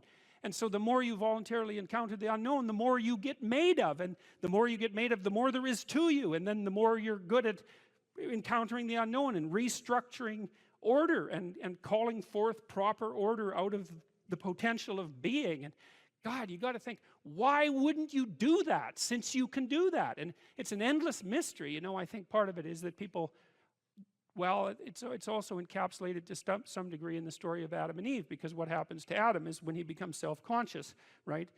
He becomes ashamed of himself and regards himself as a lowly sort of creature. And there's endless reasons why people would do that, because of course we're rife with imperfection, and so he hides from God. And I think that's actually the answer to the conundrum, which is that people don't aspire to the highest good because they're deeply ashamed of themselves and their weaknesses and their insufficiencies. And so that's not the only reason. I mean, there's the desire to avoid responsibility, and there's all the negative motivations as well, like resentment and hatred and the desire to make things worse. I don't want to, you know, give us too much of a break, but it's something like that.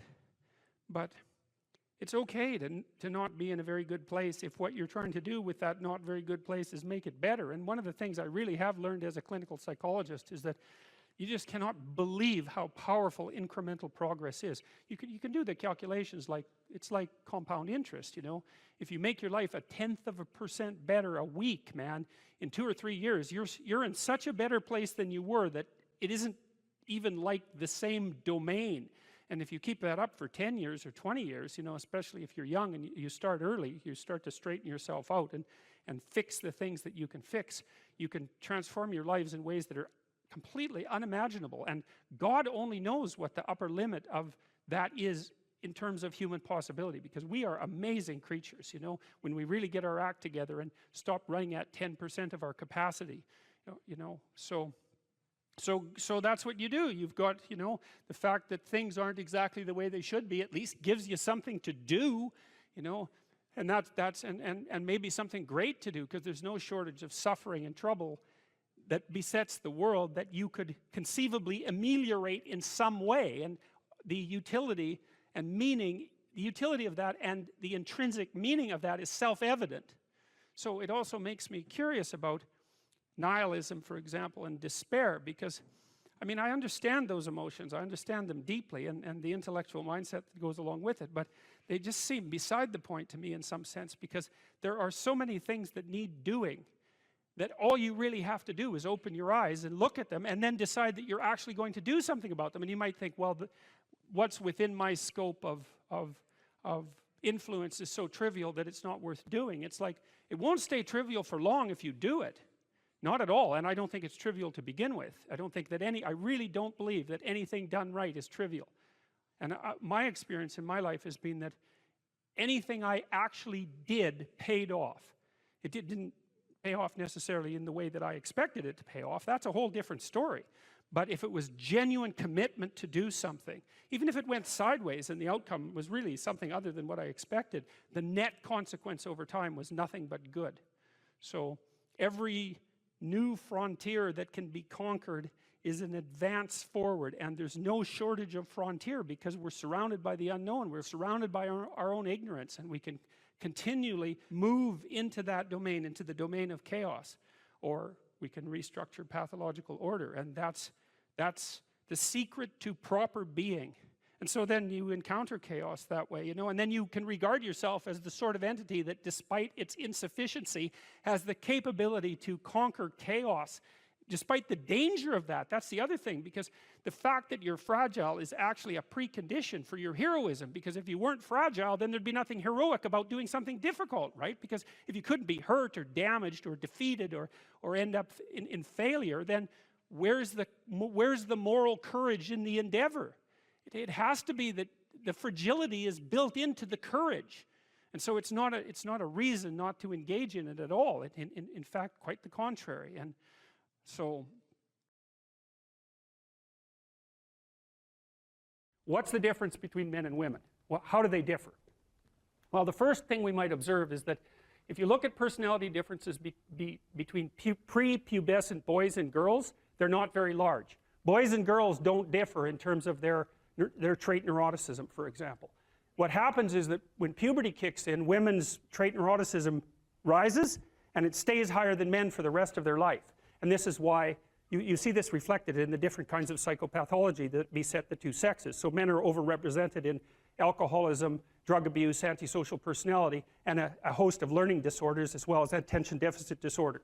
And women are overrepresented in depression and anxiety, primarily. That seems to be tightly associated with higher levels of trait neuroticism, because maybe it's, if you're at the 95th percentile or higher, let's say, in trait neuroticism, there isn't much difference between that and being somewhat prone to depression and anxiety. And because the curves overlap, you know, the curves aren't identical, the normal distributions aren't identical for men and women, you tilt the one to the right, to the women's curve to the right towards higher levels of neuroticism. You go out and you look for the person in 20 who has the highest levels of negative emotion. It's much more likely to be female than male. Okay, so let's see if we can figure out why. So I'm going to tell you some things, basic differences between men and women, and you can tell me what you think about it if you agree or disagree. Okay, first, size differential emerges between men and women at puberty, right? Because boys and girls are roughly the same size and roughly the same strength, but men get bigger at puberty when the testosterone kicks in, and more importantly, not only do they get taller and heavier, but their upper body strength is much higher. And that's a real issue for combat, because human beings punch. There's other animals that do that. Kangaroos do that too, eh? So we're not the only people that punch, but we have clubs on the ends of our arms. And so that's how we defend ourselves. And so if you have a lot of upper body strength, especially across the shoulders, and you're heavier, then you can step into the punch and it's a lot more devastating. Now, it is the case that if you look at the statistics for physical altercations in marriage, women attack their husbands more often than husbands attack their wives. Well, you think, why is that?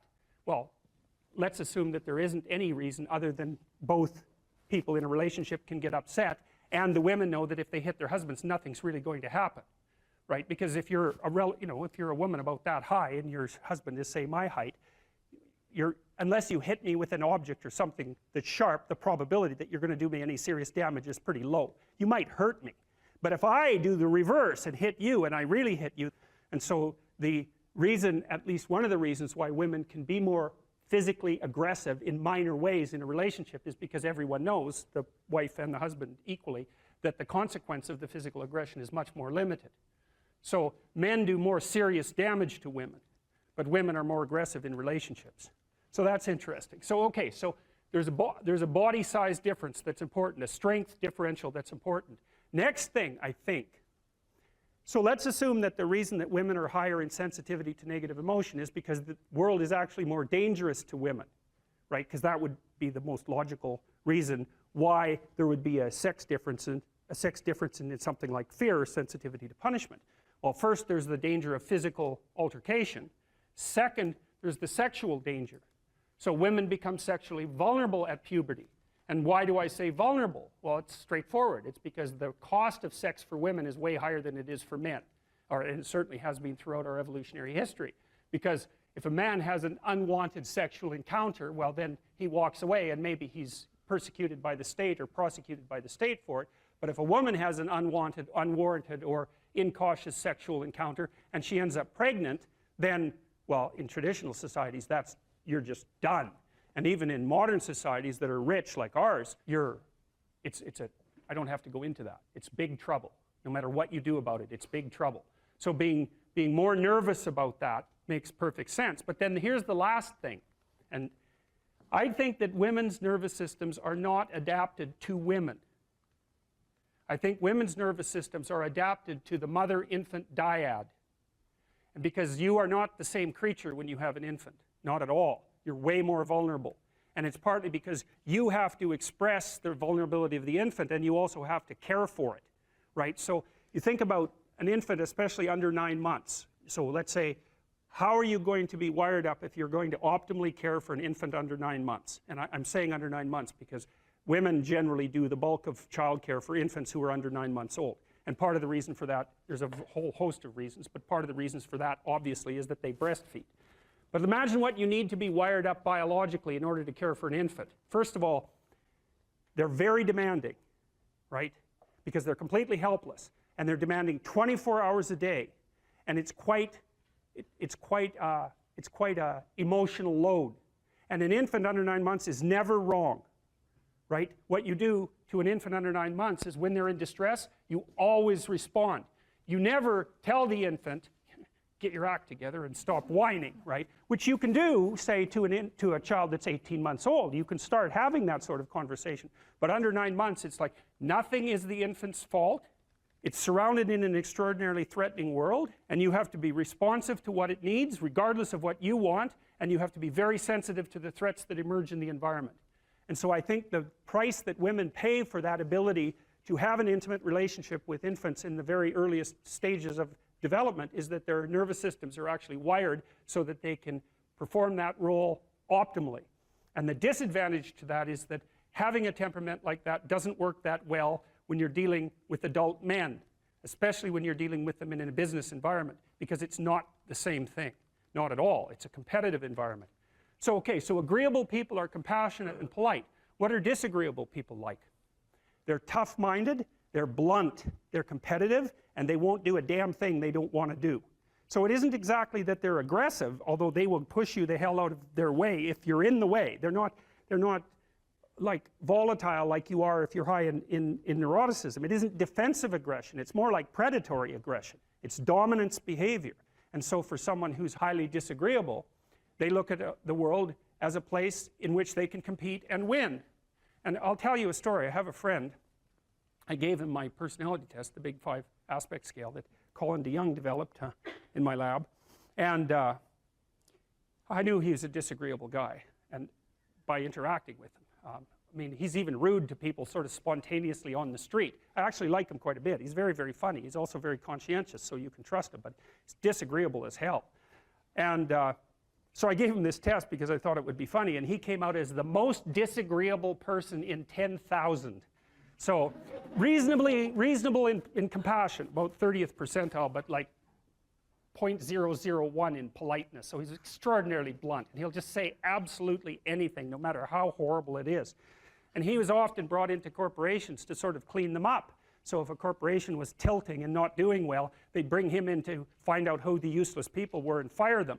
And I talked to him about that because I've had the opportunity to have to not have graduate students in my lab, for example, that weren't performing well, and I find it very, very difficult to, you know, dress someone down, and certainly difficult to fire them. I just hate it because I'm actually quite an agreeable person, much to my chagrin. And I asked him about that, and I said, well, what do? You have to fire people all the time. How do you handle that? He says, handle it? I enjoy it. And I thought, wow, that's so interesting that someone would have that response. I said, well, what do you mean you enjoy it? He said, look, I go into these companies and I analyze the performance of groups of people, right? And in those groups, there are people who are really striving, really trying hard and working themselves really hard and being productive. And then there's these people that are just doing nothing. They're completely in the way. They don't carry their weight at all. They take advantage every chance they get. And they're always whining about why they can't work. It's like, I find out who they are, I call them into my office and I tell them exactly what they've been doing. It's like, hit the road, buddy. You've had your run of it. And I thought, oh yeah, okay, fair enough. You know, well, I can tell you, you know, I've had situations in my lab where I had underperforming graduate students, and one of the things that was really awful about that was that it was really hard on the high-performing graduate students, you know, because they felt that even being in the same category as the people who weren't working hard and pulling their weight devalued what they were doing, you know, and that's exactly right. And so this is also why there's a conscientiousness trait and an agreeableness trait. Because conscientious people judge you on your accomplishments, right? They don't give a damn about your feelings, not a bit. It's like, are you doing the work or not? Whereas agreeable people think, well, you know, your mother's sick and, you know, you've got a bunch of family problems and we all have to take care of each other and it's no wonder that you're having a rough time. And like, you can't say that one of those attitudes is correct and the other isn't correct. You can't say that. There wouldn't be those two dimensions if there wasn't something correct about both of them. But you can certainly point out that often they conflict, you know, and so the demand for inclusiveness and unity and care and the demand for high-level performance in a hierarchical structure, they're very different orientations in the world. And so it's complicated for people who are agreeable and conscientious. And actually, I think often that large corporations and large institutions of any sort run on the unheralded labor of people who are high in agreeableness and high in conscientiousness, and they're disproportionately women.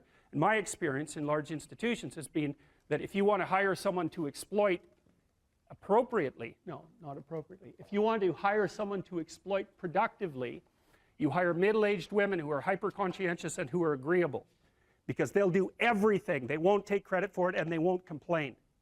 And that's nasty, and I think that happens all the time. And so one of the things you have to be careful of if you're agreeable is not to be exploited, because you'll line up to be exploited.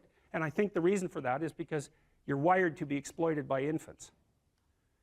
And so that just doesn't work so well in that actual world. And one of the things that happens very often in psychotherapy, you know, people come to psychotherapy for multiple reasons, but one of them is they often come because they're too agreeable.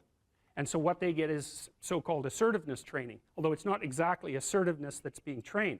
What it is the ability to learn how to negotiate on your own behalf. And one of the things I tell agreeable people, especially if they're conscientious, is say what you think. Tell the truth about what you think. There's going to be things you think that you think are nasty and harsh, and they probably are nasty and harsh, but they're also probably true. And you need to bring those up to the forefront and deliver the message. And it's not straightforward at all, because agreeable people do not like conflict. Not at all. They smooth the water, you know, and you can see why that is in accordance with the hypothesis that I've been putting forward. You don't want conflict around infants. It's too damn dangerous. You don't want fights to break out. You don't want anything to disturb the relative peace. You know, and if you're also more prone to being hurt physically and perhaps emotionally, you're also maybe loath to engage in the kind of high-intensity conflict that will solve problems in the short term, because it takes a lot of conflict to solve problems in the short term. And, you know, if that can spiral up to where it's dangerous, which it can if it gets uncontrolled, it might be safer in the short term to keep the waters smooth and to not delve into those situations where conflict emerges. The problem with that is it's not a very good medium to long-term strategy, right? Because lots of times there are things you have to talk about because they're not going to go away. And so partly what you do with agreeable people is you get them to figure out, and they have a hard time with this too. If you ask a disagreeable person what he wants, say, or she wants, they'll tell you right away. They know. It's like, this is what I want and this is how I'm going to get it. But agreeable people, especially if they're really agreeable, are so agreeable that they often don't even know what they want, because they're so accustomed to living for other people and to finding out what other people want and to trying to make them comfortable and so forth, that it's harder for them to find a sense of their own desires as they move through life. And that's not, look, there's situations where that's advantageous, but it's certainly not advantageous if you're going to try to forge yourself a career. That just doesn't work at all.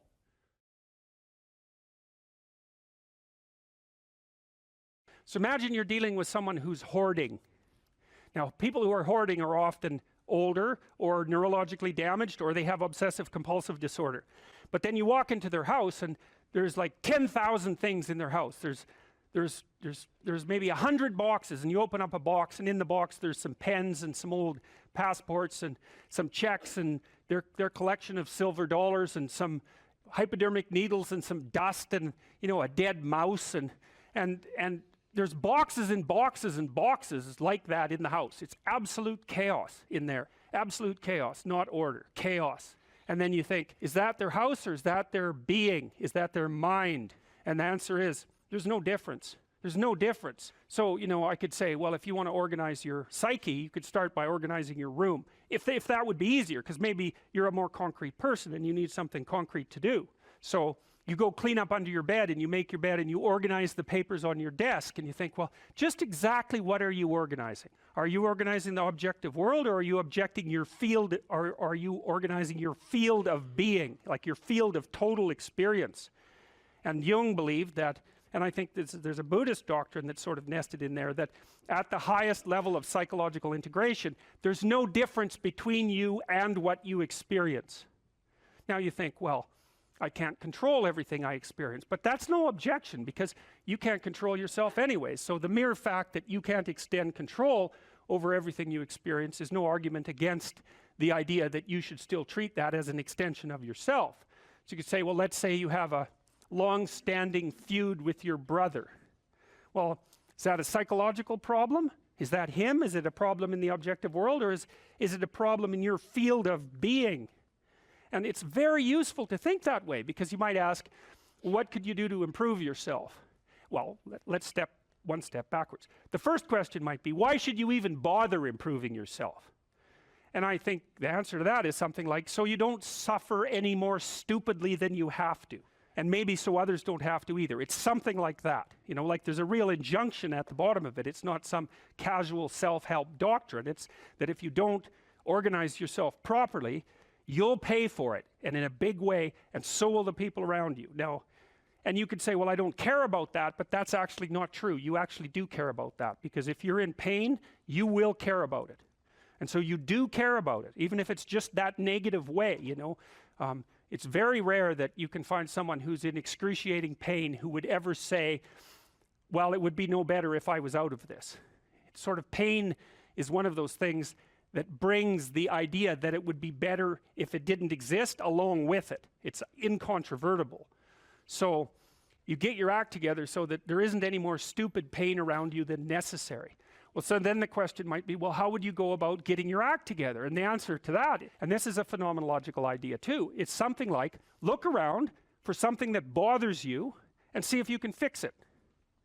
So now you think, well, let's say you go into you can do this in a room. It's quite fun to do it just when you're sitting in a room, like a room, maybe your bedroom. You can sit there and just sort of meditate on it and think, okay, if I wanted to spend 10 minutes making this room better, what would I have to do? And you have to ask yourself that, right? It's not a command, it's like a genuine question.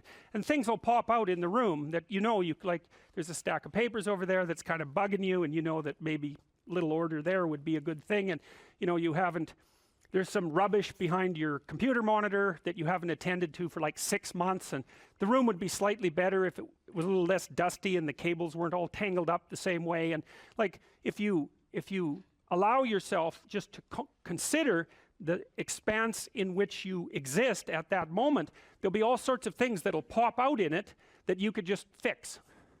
And you know, I might say, well, if you were coming to see me for psychotherapy, the easiest thing for us to do first would just be to get you to organize your room. You think, well, is that psychotherapy? And the answer is, well, it depends on how you conceive the limits of your being. And I would say, start where you can start. You know, if something announces itself to you, which is a strange way of thinking about it, as in need of repair, that you could repair, then hey, fix it. You fix 100 things like that, your life will be a lot different. You know, I often tell people too, fix the things you repeat every day, because people tend to think of those as trivial, right? You get up, you brush your teeth, you have your breakfast, you know, you have your routines that you go through every day. Well, those probably constitute 50% of your life. And people think, well, they're mundane, I don't need to pay attention to them. It's like, no, that's exactly wrong. The things you do every day, those are the most important things you do. Hands down. All you have to do is do the arithmetic. You figure it out right away. So 100 adjustments to your broader domain of being, and there's a lot less rubbish around and a lot fewer traps for you to step into. And so that's in keeping with Jung's idea about erasing once you've got your mind and your emotions together, and once you're acting that out, then you can extend what you're willing to consider yourself and start fixing up the things that are part of your broader extent. Now, sometimes you don't know how to do that. So you might say, imagine you're walking down Bloor Street and there's this guy who's like alcoholic and schizophrenic and has been on the streets for 10 years. He sort of stumbles towards you and, you know, incoherently mutters something. That's a problem. And it would be good if you could fix it, but you haven't got a clue about how to fix that. You just walk around that and go find something that you could fix, because if you muck about in that, not only is it unlikely that you'll help that person, it's very likely that you'll get hurt yourself. So, you know, just because while you're experiencing things announce themselves as in need of repair doesn't mean that it's you right then and there that should repair them. You have to have some humility. You know, you don't walk up to a helicopter that isn't working and just start tinkering away with it. You have to stay within your domain of competence. But most of the time, if people look at their lives, you know, it's a very interesting thing to do. I like the idea of the room, because you can do that at the drop of a hat. You know, you go back to where you live and sit down and think, okay, I'm going to make this place better for half an hour. What should I do? And you have to ask, and things will just pop up like mad. And it's partly because your mind is a very strange thing. As soon as you give it an aim, a genuine aim, it'll reconfigure the world in keeping with that aim. That's actually how you see to begin with. And so if you set it a task, especially, you have to be genuine about it, which is why you have to bring your thoughts and emotions together, and then you have to get them in your body so you're acting consistently. You have to be genuine about the aim, but once you aim, the world will reconfigure itself around that aim, which is very strange. And it's technically true.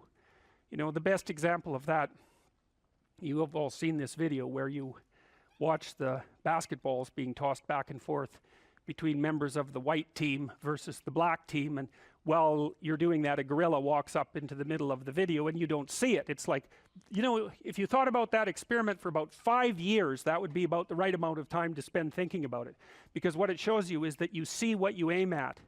And that, man, if you can get one thing through your head as a consequence of even being in university, that would be a good one. You see what you aim at.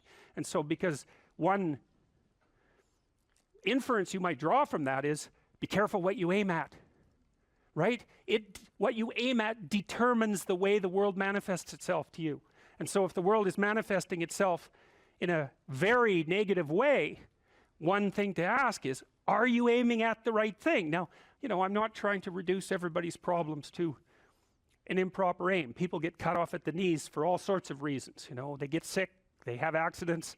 There's a random element to being, that's for sure. And so you don't want to take anything, even that particular phrase, too far. You want to bind it with the fact that random things do happen to people, but it's still a great thing to ask. Okay, so Rogers was a phenomenologist, and he was interested in, he didn't start his philosophy from the perspective of subject versus object, or from the idea of psyche, like sort of inside you, your mind with its layers. That's not how he looked at it.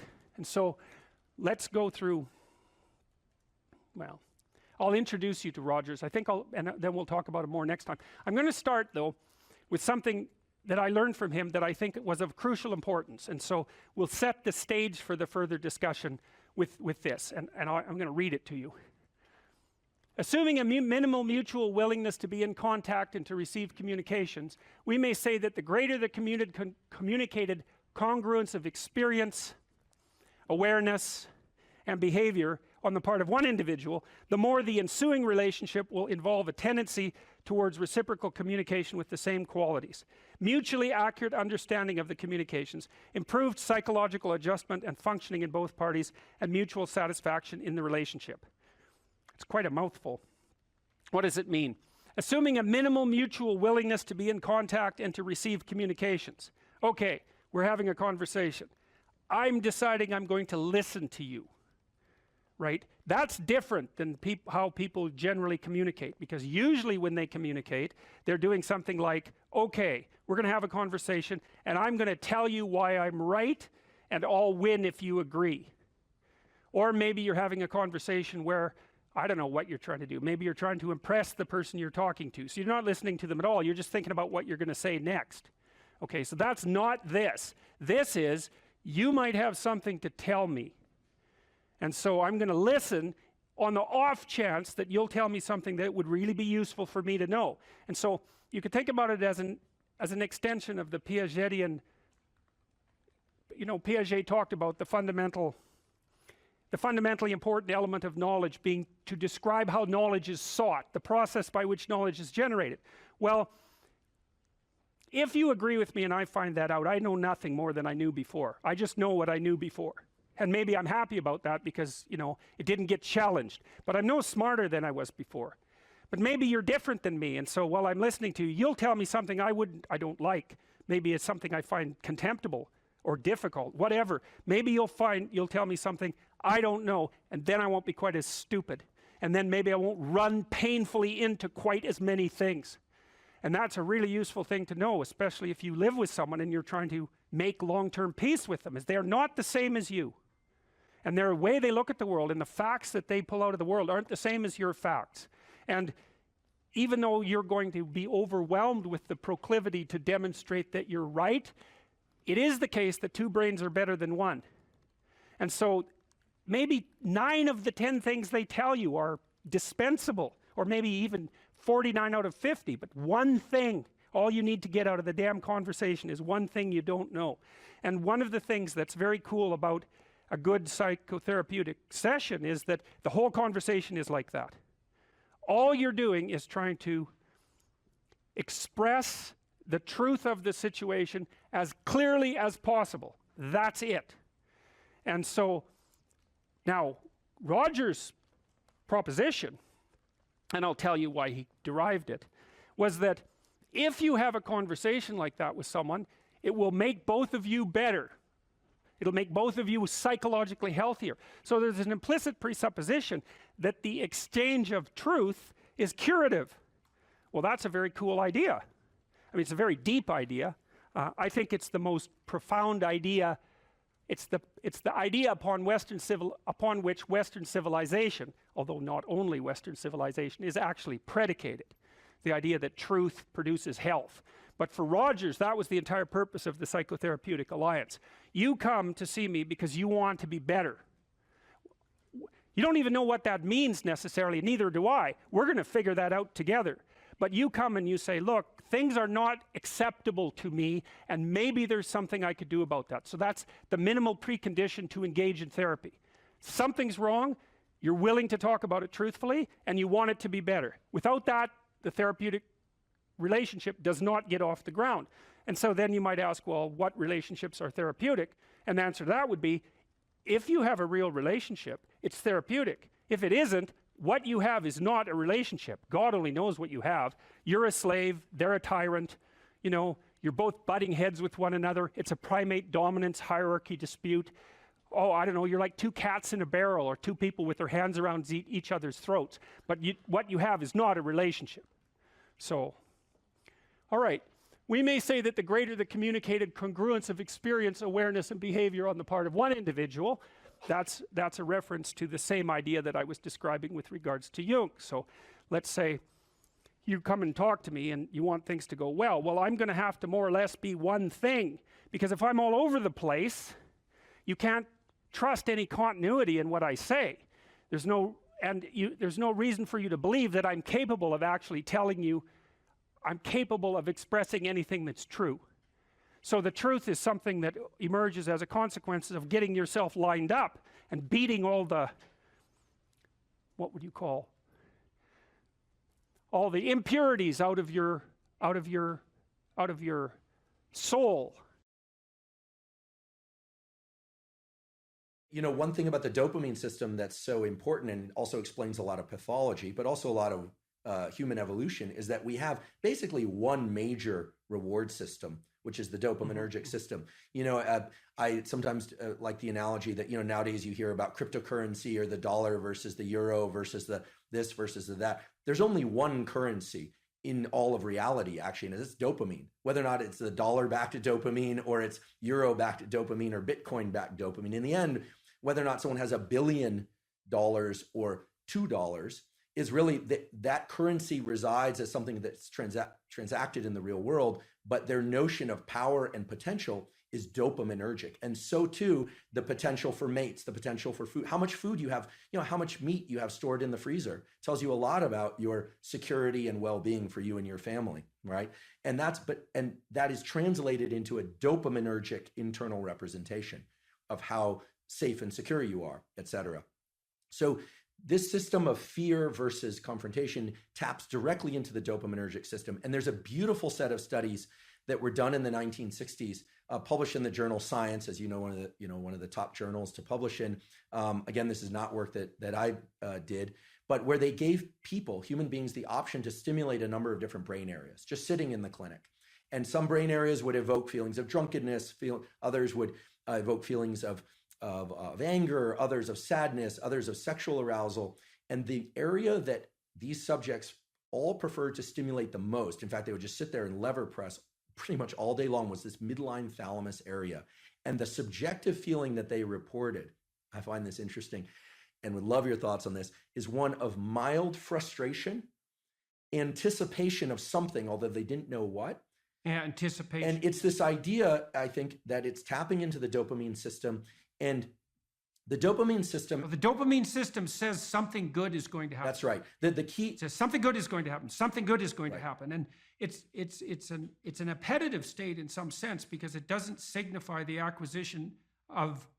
It's not satiating. Right. It's appetitive. That's right. And so it drives you forward. And you might think that being driven forward would be unpleasant, but if you're activating the systems that drive you forward voluntarily, then that's the most positive form of positive reinforcement you can have.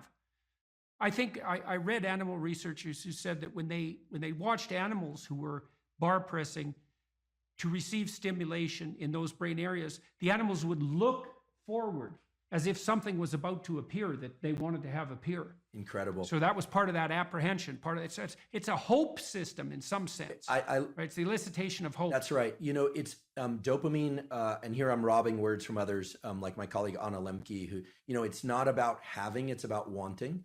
It's not about pleasure as much as it is about craving and motivation and drive. And something critical about And Panksepp called it seeking. Yeah, brilliant. I never met Panksepp. Did you? You met Yak? I met him online. We were in a neurological chat room, so to speak, for a neuropsychological chat room for about 5 years, and I had a chance to interact with him a fair bit in that. So that was really good. I'm envious. He's done beautiful work, and thank you for calling people's attention to his work. I know you've done that many times, and such key work. The dopamine system is in touch with the autonomic system, sure, because it has to register success versus failure of some pursuit. The prefrontal cortex is actually part of the dopamine reward system. People often overlook this, and then we just think about nucleus accumbens and ventral tegmental area. But the prefrontal cortex, because as you pointed out before, it is generating possible outcomes, different rules, different selves are being projected into the future. You can think that the 2 marshmallow task, the classic, give kids the option to either have a marshmallow now or wait and have 2 marshmallows, and the cute little videos of the kids in the room with the marshmallows, sniffing it, talking to it. Occasionally a kid will just stuff it in his mouth. Another child will turn away, delightful, right? And all sorts of ideas have come about how they do in life versus if they can wait or not wait. In any case, that's dopaminergic anticipation. The key thing with dopamine, I think, that encapsulates the most of it is this notion of reward prediction error, which is very simple. If you are excited and anticipating something, you are generating some internal sense of the probability of it happening. We're going to the ice cream store, kids. Let's go. We're going to have ice cream. We have ice cream. It's closed. The disappointment that they experience actually brings them far lower than they would feel, much more sad than they would feel than had you not told them you were going to get ice cream, which speaks exactly to what you were saying, that it's an anticipation signal. So dopamine's going up, up, up, we're going to get ice cream, and then no. So it drops below baseline. They would have been better off being not told they were going to the ice cream store. Just drive right by it. The danger of hope. The danger of hope. If you anticipate that it's going to be open, and again, this could translate to any scenario, and it's open, there's a dopaminergic signal upon receiving the reward, but it then drops a little bit. This is the basis of addiction, actually. Drops a little bit below baseline transiently. So we always think of the ice cream is the reward. Well, actually, the reward was right before you had that first lick of ice cream because you know you're going to get it. This is also true of sexual behavior. It's true of people who sell a company or they're anticipating something exciting, or of a wedding. It also sort of partially explains this notion of postpartum depression, where people are so excited about something, the delivery of a child or something, on the arrival, and then for some reason they feel let down. It's because the anticipation was that great. So many scenarios. There might be an exhaustion component there too. Right. Well, it's also the case, if I remember correctly, that dopamine kick. So imagine what it does is backtrack the neural systems that were activated as the reward was approached. So then it feeds back reinforcement, not reward, but mediates cellular growth and maybe myelinization. It's increasing the efficiency of the neural connections of the systems that were activated just prior to receiving that reward in the order they were prioritized. That's right. In the order they were manifested. So the closer the behavior is to the receipt of the reward, the more it's reinforced and more likely to be manifested in the future. And then there's a decay function going back in time. And that's partly how an addictive subpersonality can grow too, right? Because you can imagine that there's a certain state of mind that you're in. Maybe it's a state of something approximating nihilistic hopelessness that grips you every time you're motivated to seek out your favorite drug. And that's fairly far back in the activation chain, but it's there every time you take a hit. So what happens is the dopaminergic reinforcement produced by the drug reinforces that nihilistic hopelessness that drives the drug-seeking behavior. That's right. And that's how, in part, you develop a monkey on your back. Yeah, I love the example, even though I'm sad that it happens for people. I love the example because what you're saying is that, and it's exactly right, that the memory for events and states of mind and emotions that preceded a successful collection of reward or arrival at reward is set into a huge number of motor commands, some of which are subconscious. And the ultimate dopamine signal, actually I experienced this the other day. I can give an example. My girlfriend and I decided to go to the beach. We were going to go do this little ritual that we've been talking about doing for a while. And I had on a piece of paper what we had written out we were going to do. And I had it in my back pocket. And we got to the ocean and the sun was setting. It was sort of perfect timing for this. And the piece of paper was gone. And I thought, oh my goodness, how did I screw this up? Like, of all the things, I'm supposed to, I'm 47 years old. This is not like I should be able to do this, that Get your I act blew together. it. I blew it. So I went back to the car, long walk, looking everywhere. It was not a windy day, but I thought, gosh, where's this piece of paper? Looking around, didn't find it. Went all the way back to the car, wasn't in the car, came all the way back. And I was walking toward her. I saw her and I thought, okay, this is really embarrassing. I'm going to just have to wing it or remember. We didn't have our phones intentionally either, so we couldn't look it up. And then I saw the piece of paper on the beach and it was partially buried in the sand. I picked it up and I was elated. What happened there was my dopamine had dropped way below baseline because I was disappointed that I'd lost it, disappointed in myself, et cetera. And then I found it. Right. So your anticipation was for nothing. Exactly. So you got punished by yourself for that. Exactly. Because that should be eradicated. If you're highly anticipatory and it doesn't make itself manifest, then you were seriously wrong. So you're going to take a emotional hit as a consequence of that. I think that's also associated, that emotional hit, that pain that you feel, I think that's actually associated with the beginning stages of the death of the systems that mediated that initial response. Because you should eradicate systems that make you anticipate that don't work, right? And that means those systems, which are already instantiated and alive in some sense, have to decay and die. And it strikes me as highly probable that you're going to pay a price in something approximating pain for the death of those malfunctioning systems. It's also why wouldn't they fight for their lives to some degree? Why wouldn't they resist the decay and death that might be necessary to keep you going? Why? There should be some pain associated with that logically, because it is a biological transformation. Yeah, it's an interesting way to a lens to view it through. That self image that I had in that moment of, I'm the responsible partner who can take care of a simple thing, right? For this nice little ritual that we'd been talking about doing for a while. I failed, right? So that part. Well, it's also so interesting. You think about that. This is a depressive cascade, and it's very hard to bind, because imagine you anticipate something and then you make a mistake. Now the question then becomes, how significant is the mistake?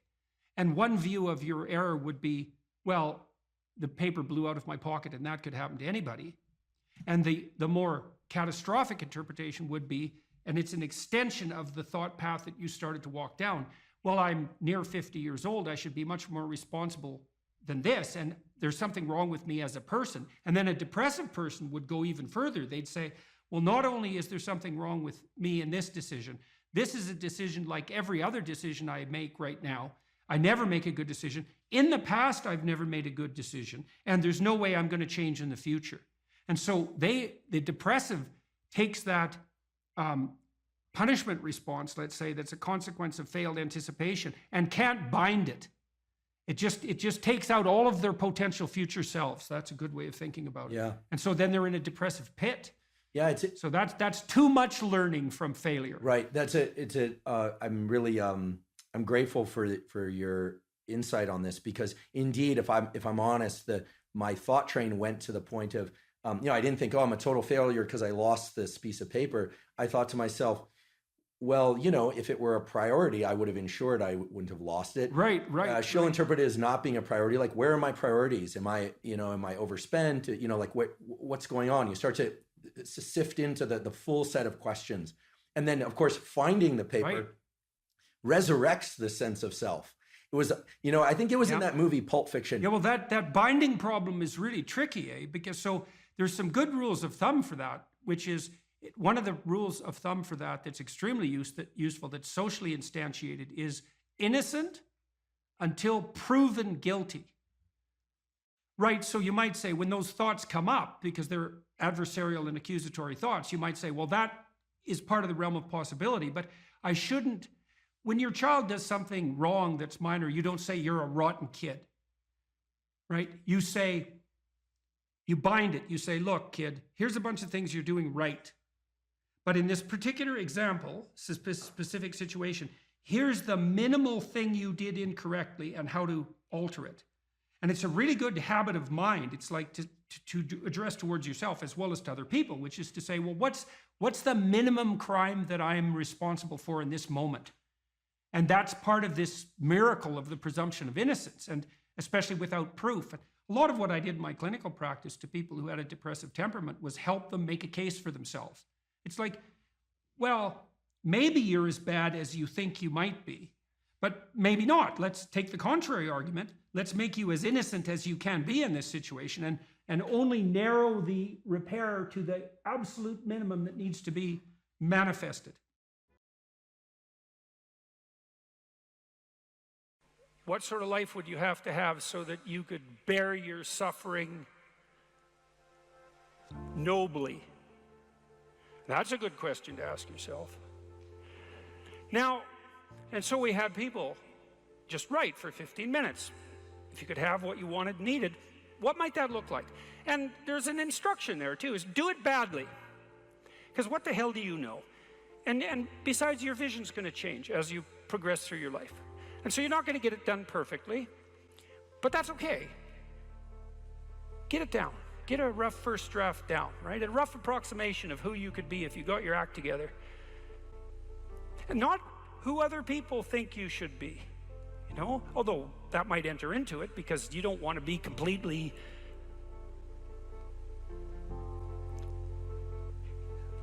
you can't be who you are properly and ignore the fact that you're embedded in a social context. And so you have to take the fact that there are other people into account. And it doesn't mean be who your parents think you should be either, even though that's another source of information that you might want to consider. It's a deeper question. It's like, what would actually motivate you? And you might think, well, I could never have that. It's like, that's not the question that's being addressed here. Although I would say, there's no sense floating off into some kind of impossible juvenile fantasy. And we're making an assumption that you're taking the question seriously and that you're going to remain within the bounds of what you regard as sanely reasonable. So that's the first part. Second part was the opposite of that. It's like, okay, now you've specified a goal, where the goal is, in some sense, both your character and your life. And you've specified that rather vaguely. You only had 15 minutes to write about it. And that's a good thing, because now you have something to move toward. Now, I could tell you this technically. This is an interesting thing to know. People say they want to be happy. That's not true, by the way. If you investigate what people mean when they say they want to be happy, they say, I just want to be happy. It's a very funny phrase. It's, what do you mean, just? Like, there isn't anything harder than that. So you can't just say just, that's all you want. You just want to be happy all the time. That's all it would take. It's like, good luck with that. That's not going to happen. So you can get rid of the just. And then, I want to be happy. Well, maybe. Actually, what people really mean when they say that is they don't want to suffer and be miserable. So really what they mean is they don't want to experience excess negative emotion. And you can find that out if you carefully question people and carefully analyze the answers. You find out they're actually more concerned about avoiding the catastrophic negative than living in a world of hedonistic delight. Now, you also find that while avoiding the catastrophic tragedy, they wouldn't mind having a little bit of hedonistic delight. And so some happiness is interleaved in there. Then you might ask yourself, to the degree that people do want hedonistic delight when they're being happy, what does happy mean? And you might think, well, happy means getting what you want. Happy is how you feel after Christmas dinner. It's like, no, that's asleep, right? That's content and asleep. Now, that's a form of contentment, but it isn't really what people mean when they say that they want to be happy. The happiness that people refer to when they talk about happiness has more to do with enthusiasm. And enthusiasm is an interesting word because it means, it's entheos. It means to be inspired. Inspired is in spirit. It means to be imbued with the Spirit. Well, enthusiastic is to be imbued with the Spirit of God, interestingly enough. And we'll return to that. When do you experience the positive emotion that's associated with happiness? The answer is, not when you've attained a goal, but when you're pursuing one. So you're set up, your positive emotion is associated with movement forward.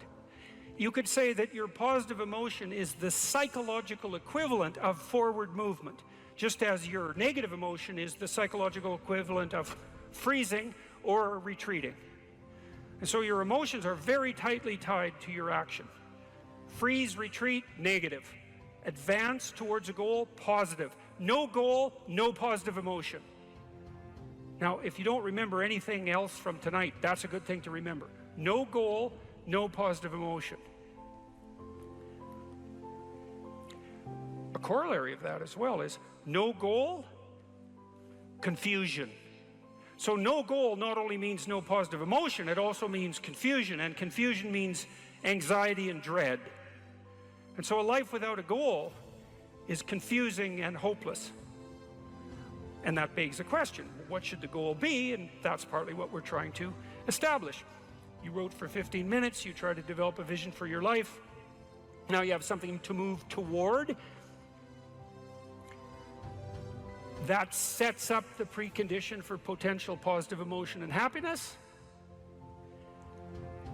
What else do you need to motivate you? Well, how about negative emotion? So what do you do with that? Well, negative emotion can stop you. You might think, well, I'd like to get a better job, but I'm afraid of putting myself out in the job market. I'm afraid of being evaluated. I'm afraid that if I tried something more difficult, I might fail. Then you have your negative emotion opposing you, right? It's anxiety is stopping you. And fair enough, because there are things to be anxious about. But what if you could get your negative emotion behind you, pushing you instead of stopping you? Sometimes in my clinical practice, I would have clients who hated their job. They're laboring under the thumb of a tyrant. And maybe that was partly because they'd turned themselves into slaves, but it didn't matter. They were laboring under the thumb of a tyrant, and they needed to make a move, laterally or up. They needed to make a move. And they were often afraid to, and they had their reasons. They didn't want to contemplate their resumes. They didn't want to open up their CVs. They didn't want to face the inadequacies of their past. They were afraid of being evaluated. They were afraid of being rejected. They didn't know how to negotiate. They didn't know how to conduct themselves in an interview. They're afraid of losing the security they'd already built up. They had their fears, and they were real, and those fears stopped them. But they'd come to me and say, oh my God, you know, I'm so miserable. My life is so miserable, and we'd take that apart. And one of the reasons was because they were laboring under the thumb of a tyrant. And then we'd talk that through, and they'd say, well, I'm afraid to make a change. And I'd say, well, that's okay. That's understandable. How afraid are you of not making a change? Let's make a little vision of that. You're 35, you hate your job. What's the consequence? You're not motivated. You don't want to get out of bed in the morning. You're starting to get depressed. You're getting bitter. You're getting resentful. You're getting cynical. You're amotivated at work. You're not doing a very good job. And you're starting to shrink. Now play that out for 10 years. You don't change it. You don't fix it. And what happens? Well, it's not like it's going to get better of its own accord. What's going to happen to you? Well, for sure, at minimum, what's going to happen to you is you're going to be in the same situation, but 10 years older. And if you can't get out of that situation now, what the hell makes you think you're going to get out of it in 10 years? You're 10 years older, you're 10 years more bitter, you're 10 years more cynical. Maybe by that time your marriage has collapsed because who the hell wants to live with you? You're even more of a slave than you were because you've labored another 10 years under the thumb of the tyrant and stepped backwards every time you were asked to, so you got smaller and smaller as the tyrant got bigger and bigger. It's like, think about that, and that means imagine it. Imagine that, okay? Now that's the situation. You're stuck where you are, but it's 10 years from now. And when I say think of that, I mean imagine that. It's like really play it out. It's like, you know how miserable you are now? You're afraid of making the necessary changes, but you know how miserable you are now. Just imagine how miserable you could be in 10 years. And in all likelihood, what you'll find is that you're way more afraid of that than you are of whatever's stopping you in the present. It's really useful to know what your own particular brand of hell might be. And so one of the things we do in this writing exercise is have people do the reverse. It's like, okay, so imagine now, 5 years from now, you've let whatever temptations you're particularly susceptible to have the upper hand. And they've augured you into the ground. You know, one person's an alcoholic, another person's a criminal, another person's living on the street, someone else is like skirting the edges of prostitution, somebody else is narcissistic and bitter, somebody else is depressed and anxious. You know where you would fall off the edge of the earth if you fell off in whatever direction you're prone to fall off. Everyone knows that, but we avoid that. You know, that's rule 3. Do not hide things in the fog. Is that the rule? Do not hide unwanted things in the fog. Yeah, well, we often won't allow ourselves to imagine the catastrophe that we're pursuing, let's say through inaction. That's a good thing to fix. So now you say, well, you think for 15 minutes, that's not very long, but who you could be and what you could have if you could have what you wanted, if you were who you could be. And then you think about what sort of hell you could produce for yourself if you didn't do that. And that's not a bad polarity. It's like, I'm going to get away from that and I'm going to move towards that. And then you have your negative emotion working for you and your positive emotion working for you. And that's a good gradient, and that's a great gradient emotionally, because as I said, you don't experience positive emotion except in relationship to a goal. And if you got a nice gradient on your goal pursuit, then that's going to increase the degree to which you feel positive emotion. And positive emotion, by the way, isn't just about being happy. That's the most trivial part of it in some sense. Positive emotion allows you to focus. It's the soul of concentration. It's the essence of enthusiastic motivation. When you say, I really want to do that, that statement is predicated on the existence of positive emotion. It's the fact that the goal beckons to you that makes you say, I want to do that. And you know how much easier it is to do something you want to do than to do something you don't want to do. And that ease is actually a consequence of the activation of the system that governs positive emotion. And you might ask yourself, well, how powerful a system is that? And I would say, well, almost all of the drugs of abuse that people are most prone to abusing are abused because they activate the positive emotion system. So cocaine, methamphetamine, heroin is also a painkiller, but it has a psychomotor stimulant element. That's the technical term for the pharmacological effect of pharmacological agents on the positive emotion system. Psychomotor stimulation, psychomotor because it's associated with movement forward. And cocaine is such a powerful drug because it makes you feel like you're doing something worthwhile. That's the system it hyperactivates. And so it's a primary system of motivation. It's as old as forward movement itself. It's a cardinal source of meaning. And it only manifests itself in relationship to a goal. What happens to you as you stroll merrily on your way through life? Well, what happens is that as you're moving from point A to point B, you encounter things. And people think that what they encounter are objects, but that's not the case. First of all, most of the things that you encounter, many of the things are actually other people, and they're not objects. They're too damn complex. And even apart from the social world, the things that you encounter aren't objects. They seem to be something more like tools or obstacles. And I don't mean that we see objects and turn them into tools or obstacles. I mean that we see tools and obstacles, because what happens is that when you array yourself towards a goal, then the world transforms itself into things that get in the way of that goal, and three things. Things that get in the way of the goal, those are things you don't like. Things that facilitate your movement towards the goal, those are things that you like. And irrelevant things. And mostly you want irrelevant things because there's just too damn many things. So the category of irrelevant is one you really like. So most of everything is irrelevant if you have a good plan. A few things are good because they move you forward, and some other things are not so good. You want to go around the not so good things if you can manage them, unless you like to run head forth into like brick walls, which is not particularly, it's a learning experience, but I wouldn't repeat it too many times. You want the world to array itself as a set of, we could say, tools. Now, what happens is that you have this perceptual system that's mediated by dopamine. It's the same system that cocaine activates, or methamphetamine, or the drugs that people really like to take. And it's the dopaminergic system that responds with positive emotion to indications that you've encountered something that will facilitate your movement towards a goal.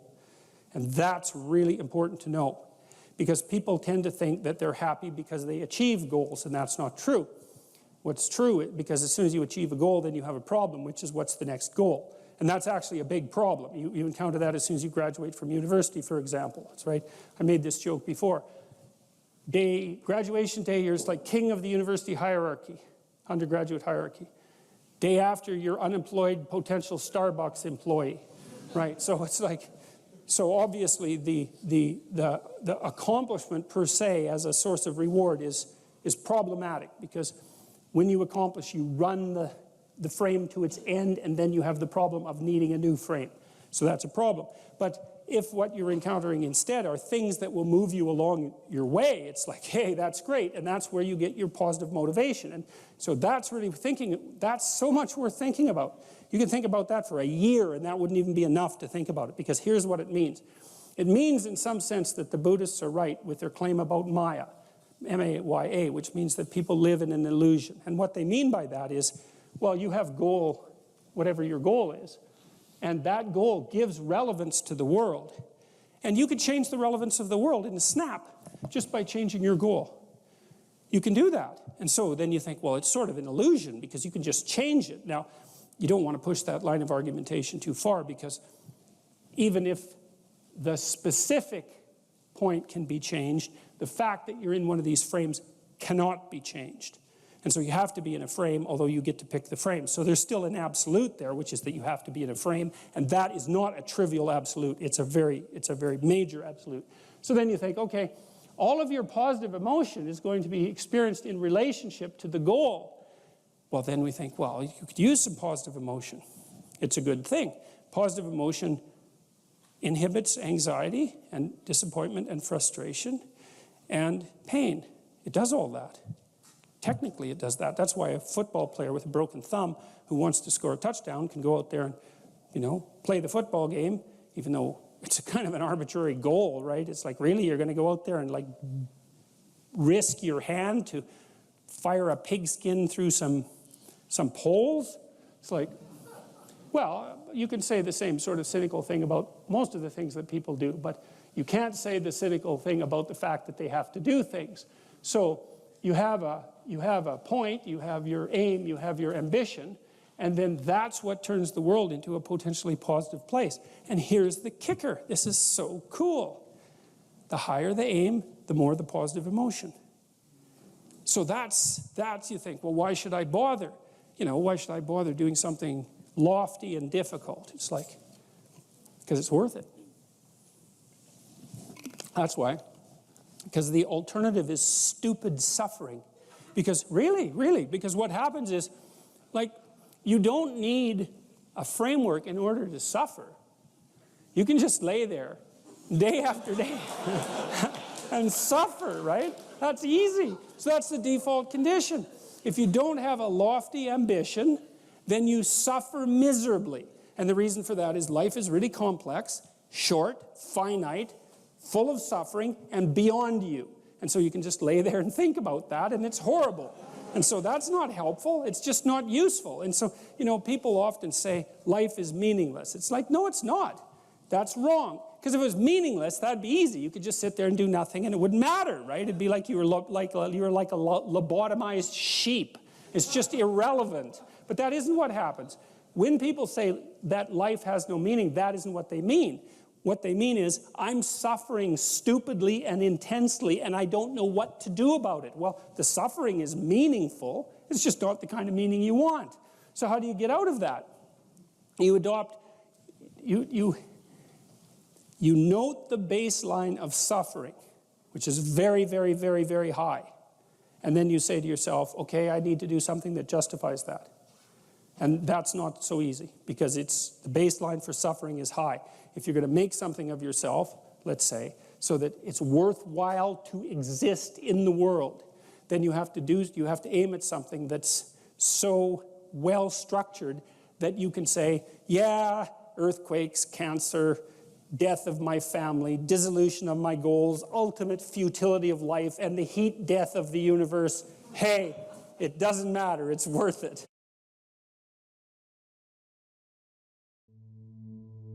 Most creative people fail at producing their creative product and monetizing it, right? So your default position, if you're a creative person, is you're going to fail.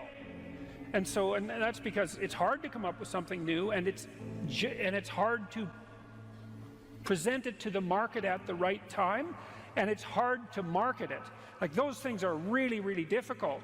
And so what successful entrepreneurs do is they just keep doing it over and over and over and over and over and over and over. And eventually, if they're fortunate, one of their ideas happens to hit the right place at the right time. And so that's also Darwinian in some sense. You're creating all these little enterprises that are sort of alive. They're run by people, after all. And even if your idea is good, that doesn't mean it will be successful.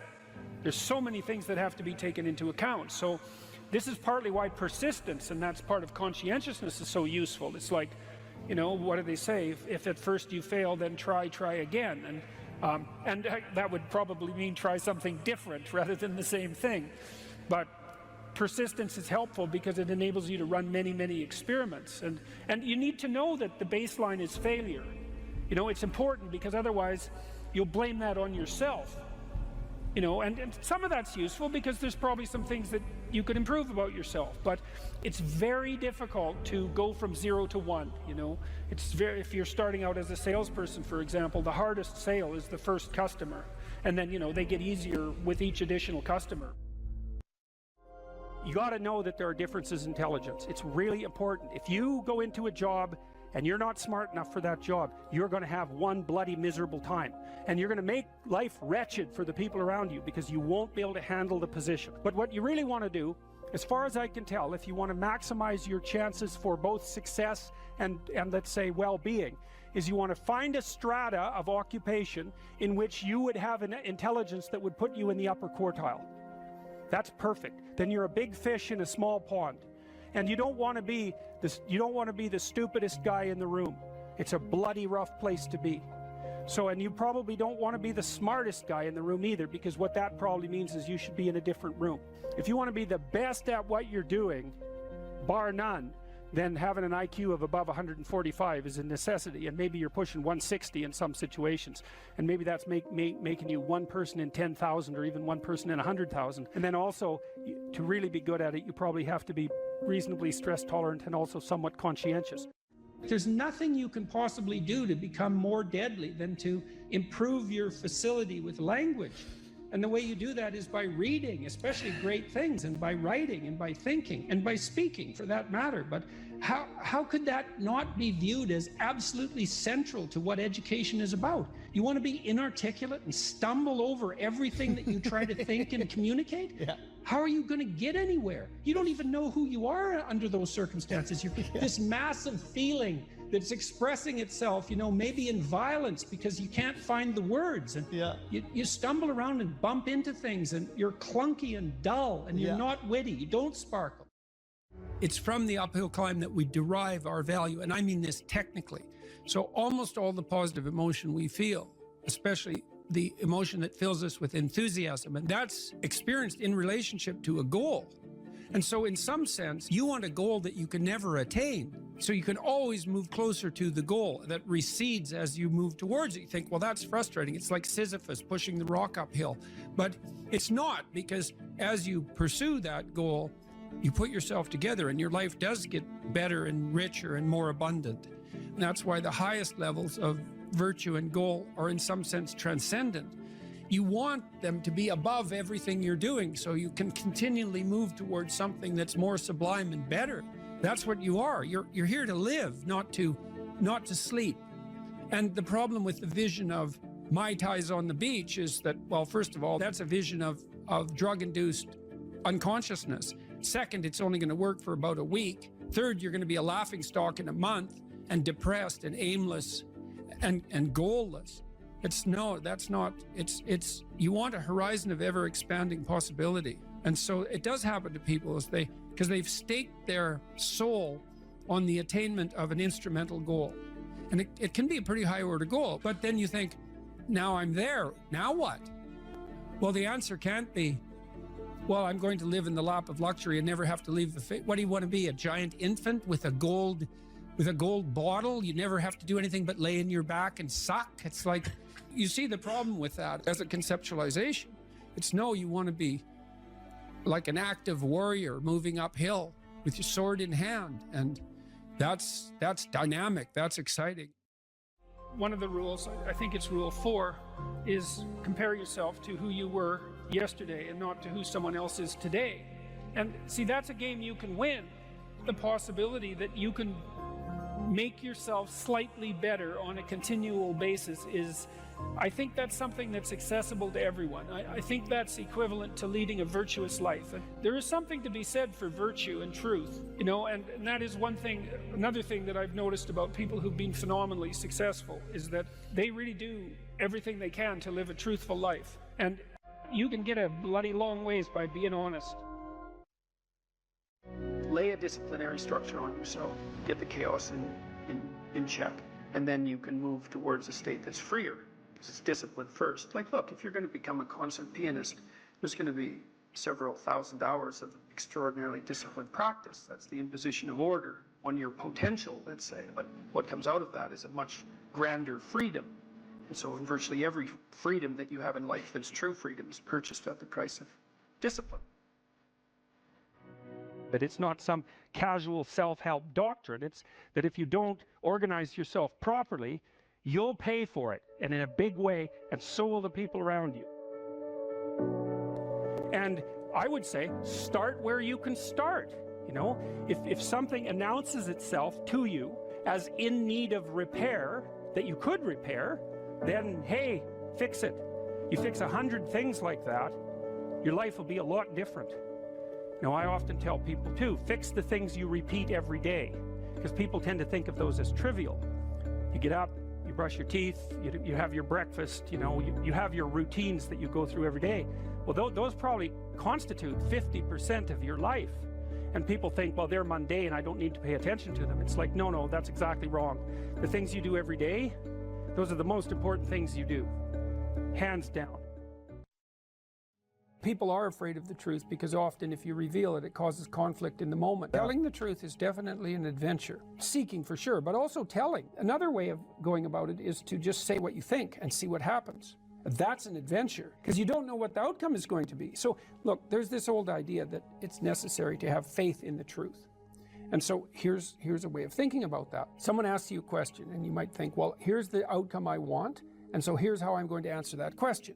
So that's one way of approaching it. But another way of approaching it is, you ask me a question, I'm going to think about the answer, and I'm just going to tell you what I think. And it doesn't matter what the outcome is, because I'm willing to see what the outcome will be, predicated on the idea that there isn't a better outcome than the one that truth produces. Even if it's harsh and terrible in the short term, and sometimes it is, it's like there isn't a better way of doing it. Now, you might say, well, how do you know that? And the answer is, well, I don't know that. That's why it's an article of faith, because I believe, and I believe this deeply, the being that you produce as a consequence of telling the truth is good, by definition, even though it's harsh and often uncomfortable, because you get in trouble. One of the things that I've really learned recently, or learned to articulate better, is that there's a very tight relationship between aspiration and responsibility. The first question might be, do you need to aspire to something? And the answer is, well, yes, because you have to do something. If you just sit there, you'll die. You can't just sit there. You have to go act out in the world. Okay, so act towards what? Well, that's whatever your aspiration is. You have to have an aim. Okay, well, what should the aim be? Well, it should be something worth doing, let's say. Why do something that you don't feel is worth doing? What do you think's worth doing? Well, if you watch other people and you judge when they're doing something worthwhile, you usually judge them positively if you see that they're taking responsibility, at least for themselves. What, do you want to be completely useless so other people have to take care of you? That's pretty pathetic. And maybe you could get your act together so you're taking care of yourself and your family. And maybe you could even do better than that and take care of yourself and your family and your community. Well, good for you. That's responsibility, and that's an aim. Well, here's one of the things that's cool about that, is that your life doesn't have meaning without aspiration or an aim. Okay, so you need a hierarchy of values. There's got to be something at the top. It's got to be something important. If you don't have that, your life doesn't have any meaning. So if you criticize the hierarchy, or even the idea of hierarchy, you destroy the idea of aspiration, and then people have nothing. Well, that's not helpful. People are built for a struggle, and they're built for a weight, and you want to take on a heavy burden voluntarily. See if you can put yourself together. See what you can do out in the world while you're waiting to die. It's an all-in game. It better be worthwhile.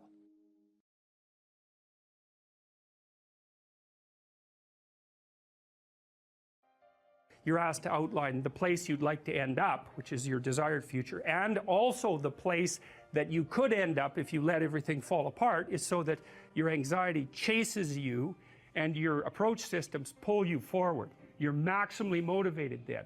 And it's important because otherwise you can be afraid of pursuing the things that you want to pursue, right? And that's very common. And so then the fear inhibits you as the promise pulls you forward, but it makes you weak because you're afraid. You want to get your fear behind you, pushing you. And so what you want to be is more afraid of not pursuing your goals than you are of pursuing them. Putting yourself in a challenging mind frame is much easier on you psychophysiologically, because you don't go into the generalized stress response to the same degree. And you're activating your exploratory and seeking systems, which are dopaminergically mediated and that involve positive emotion. So if you can face something voluntarily rather than having it chase you, it's way better for you psychophysiologically. So that's partly why, well, it's worthwhile to go find the dragon in its lair instead of waiting for it to come and eat you. So, and especially when you also add the idea that if you go find the dragon in its lair, you might find it when it's a baby instead of a full-fledged bloody monster that is definitely going to take you down. Don't avoid small problems that you know are there.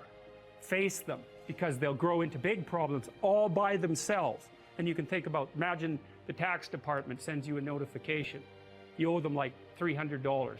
Well, it's you know, that's annoying. Maybe you don't even want to open the letter. Or maybe if you do, you just put it on the shelf. But that damn thing doesn't just sit there like a piece of paper on the shelf, right?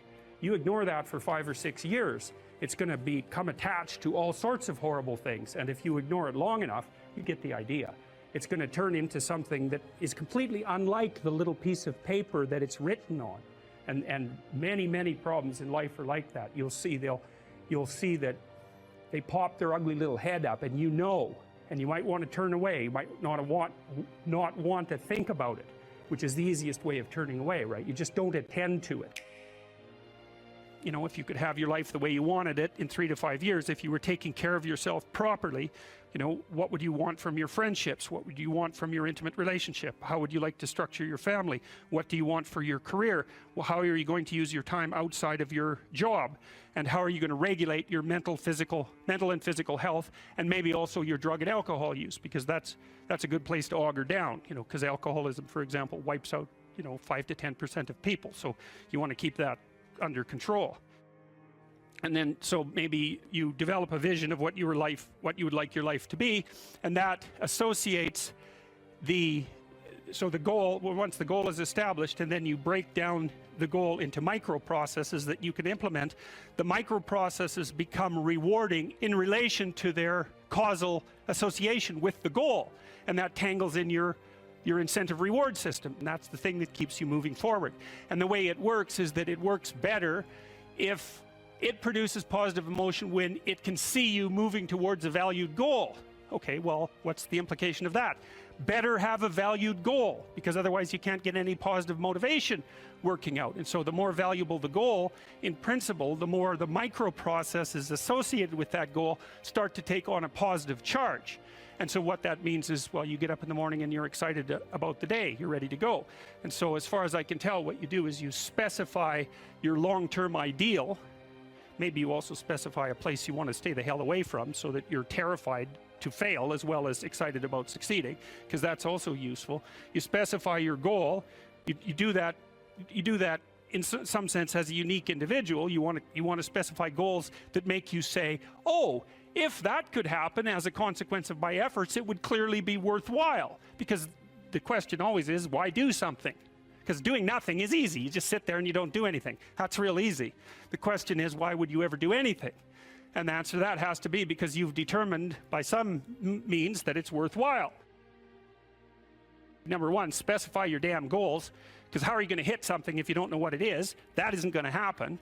And often people won't specify their goals too, because they don't like to specify conditions for failure. So if you keep yourself all vague and foggy, which is real easy, because that's just a matter of not doing as well, then you don't know when you fail. And people might say, well, I really don't want to know when I fail because that's painful. So I'll keep myself blind about when I fail. That's fine, except you'll fail all the time then. You just won't know it until you've failed so badly that you're done. Okay, so once you get your goal structure set up, you think, okay, if I could have this life, looks like that might be worth living, despite the fact that it's going to be, you know, anxiety provoking and threatening, and there's going to be some suffering and loss involved and all of that. Obviously, the goal is to have a vision for your life such that, all things considered, that justifies your effort. Okay, so then what do? Well, then you turn down to the micro routines. It's like, okay, well, this is what I'm aiming for. How does that instantiate itself day to day, week to week, month to month? And that's where something like a schedule can be unbelievably useful. Google Calendar. It's like, make a damn schedule and stick to it. Okay, so what's the rule with the schedule? It's not a bloody prison. That's the first thing that people do wrong. They say, well, I don't like to follow a schedule. It's like, well, what kind of schedule are you setting up? well, I have to do this, then I have to do this, then I have to do this, you know, and then I just go play video games, because who wants to do all these things that I have to do? It's like, wrong. Set the damn schedule up so that you have the day you want.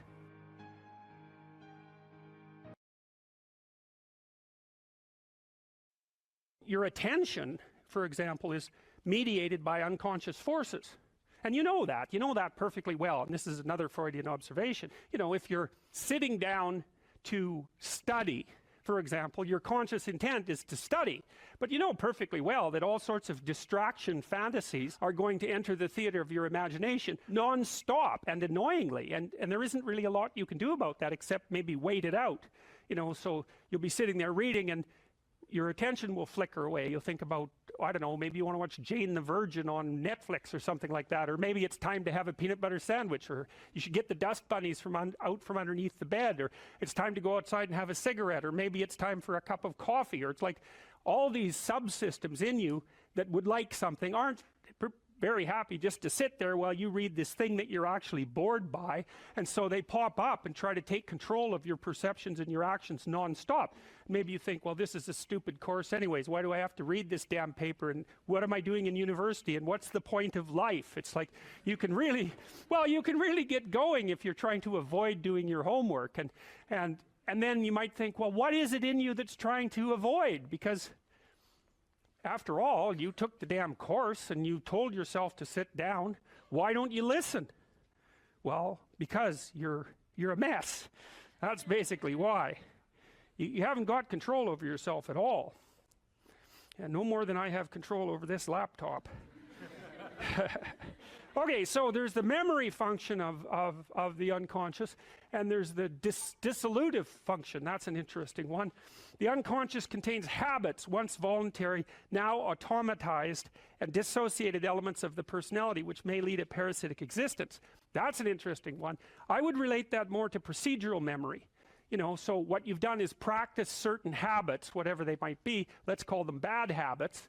And you like those things to get under control, but you can't. So maybe when you're speaking, for example, you use like and you know, and you say a lot.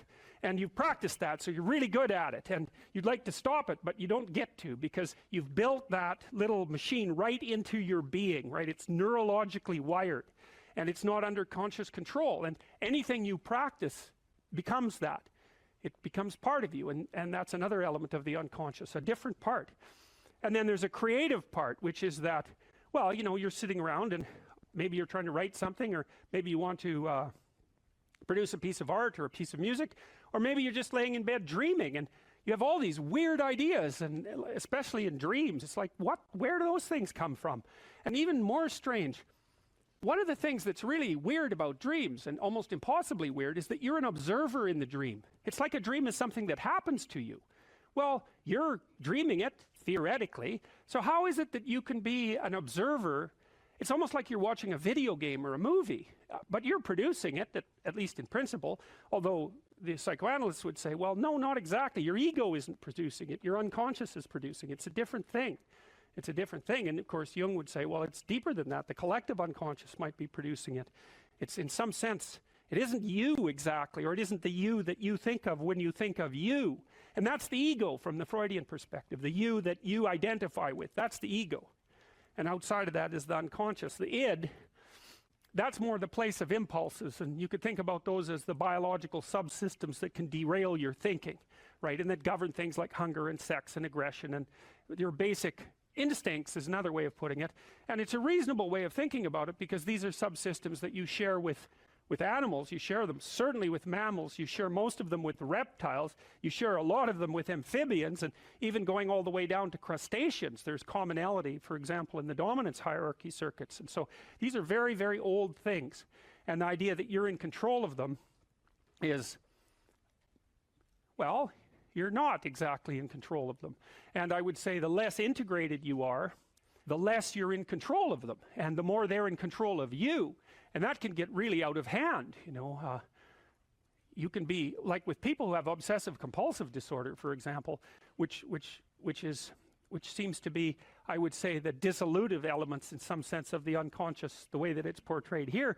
Poor people with obsessive compulsive disorder, they can spend half their time doing things that they can't really control, and they have very strong impulses to do them.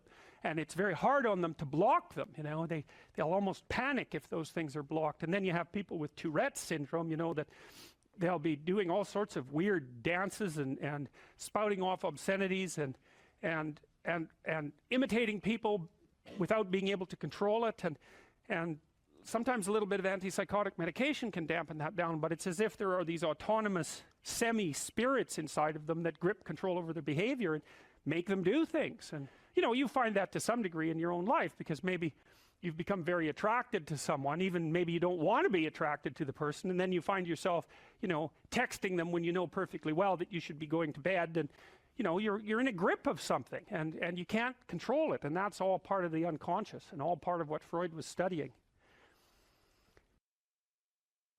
People don't get what they want is because they don't actually figure out what it is. And the probability that you're going to get what would be good for you, let's say, which would even be better than what you want, right? Because, you know, you might be wrong about what you want easily, but maybe you could get what would really be good for you. Well, why don't you? Well, because you don't try. You don't think, okay, here's what I would like if I could have it. And I don't mean in a way that you manipulate the world to force it to deliver you goods for status or something like that. That isn't what I mean. I mean something like, imagine that you were taking care of yourself like you were someone you actually cared for. And then you thought, okay, I'm caring for this person. I would like things to go as well for them as possible. What would their life have to be like in order for that to be the case? Well, people don't do that. They don't sit down and think, all right, you know, let's figure it out. You've got a life. It's hard, obviously. It's like 3 years from now, you can have what you need. You got to be careful about it. You can't have everything. You can have what would be good for you, but you have to figure out what it is, and then you have to aim at it. Well, my experience with people has been is, if they figure out what it is that would be good for them, and then they aim at it, then they get it. And it's strange because they don't it's a strange thing. It's not quite that simple, because, you know, you may formulate an idea about what would be good for you, and then you take 10 steps towards that, and you find out that your formulation was a bit off, and so you have to reformulate your goal. You know, so you're kind of going like this as you move towards the goal.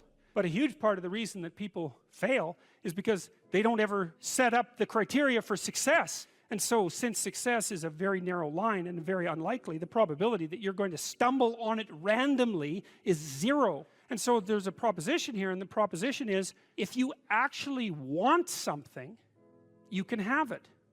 Now the question then would be, well, what do you mean by actually want? And the answer is that you reorient your life in every possible way to make the probability that that will occur as certain as possible. And that's a sacrificial idea, right? It's like, you don't get everything, obviously, but maybe you can have what you need. And maybe all you have to do to get it is ask.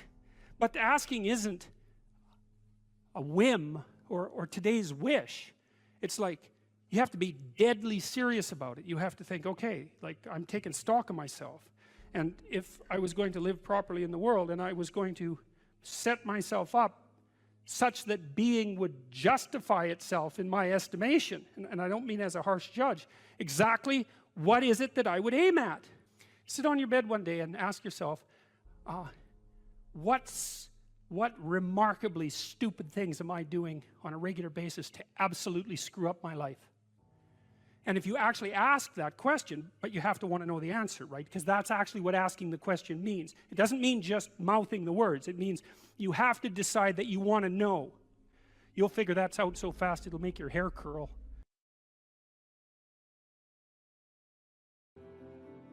Life has proximal meanings, right?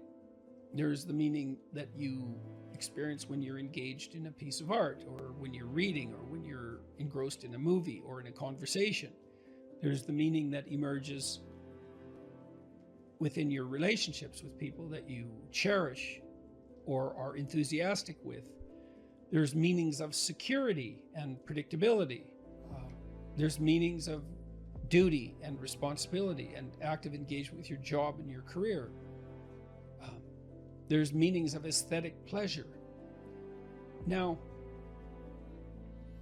all of those have their value, and each of them has their place. And maybe there's a hierarchy of value there as well, so that some of those meanings are deeper than others.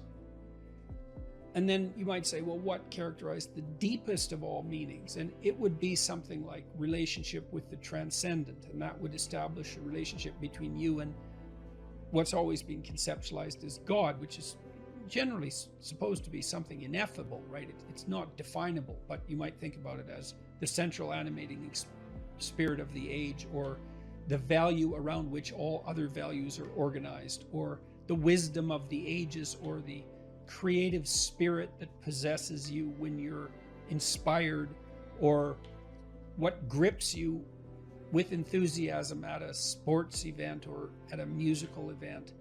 All of those things. And we need a relationship with that. And we find our deepest meaning in that relationship. And if we don't find it, I think, if we don't find it in something that's explicitly religious, then we tend to magnify something of lesser value, say something political, into that to fill the void.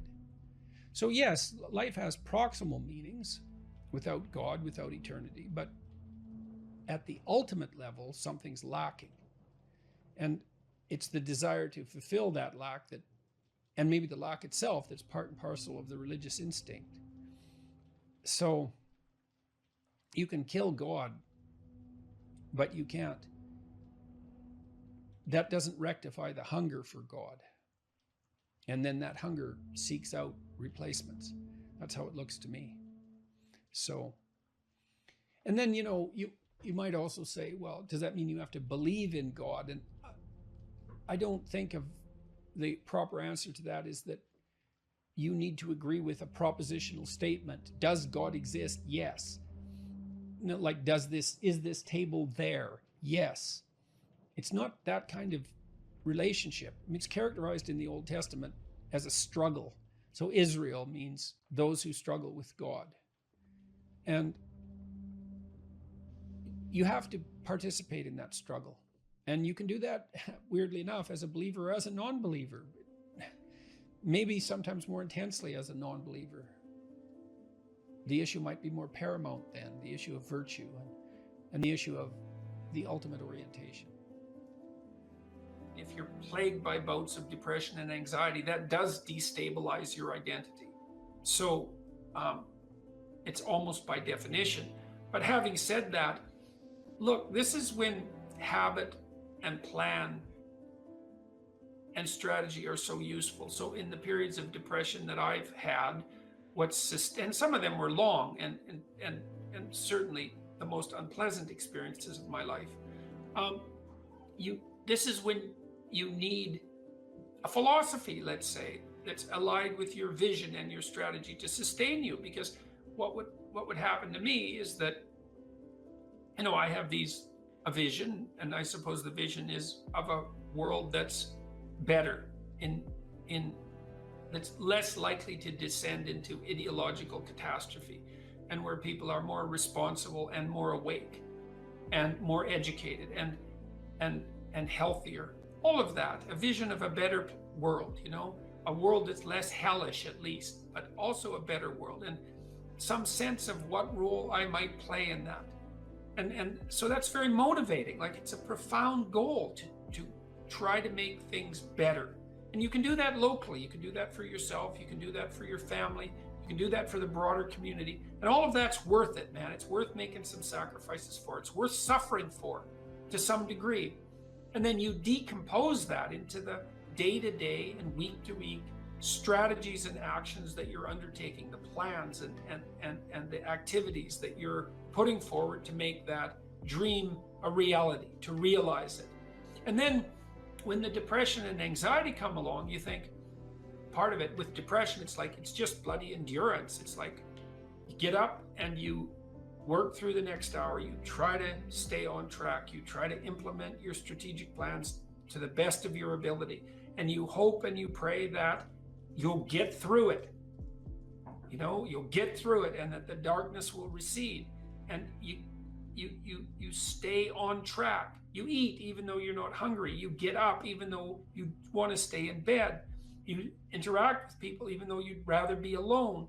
And it's the benefit of disciplined habits can sustain you. It's like the boat you're rowing in through a terrible storm, leaks and all, and maybe you'll be overwhelmed, but you have the boat and you can row forward, and that's what you've got.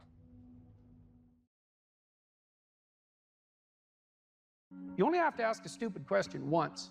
You ask a stupid question, and if you're in a crowd and you ask a stupid question, 80% of the people in the crowd have the same question. They're just too cowardly to ask. But you ask and then someone actually tells you, you never have to ask that question again. You're no longer stupid.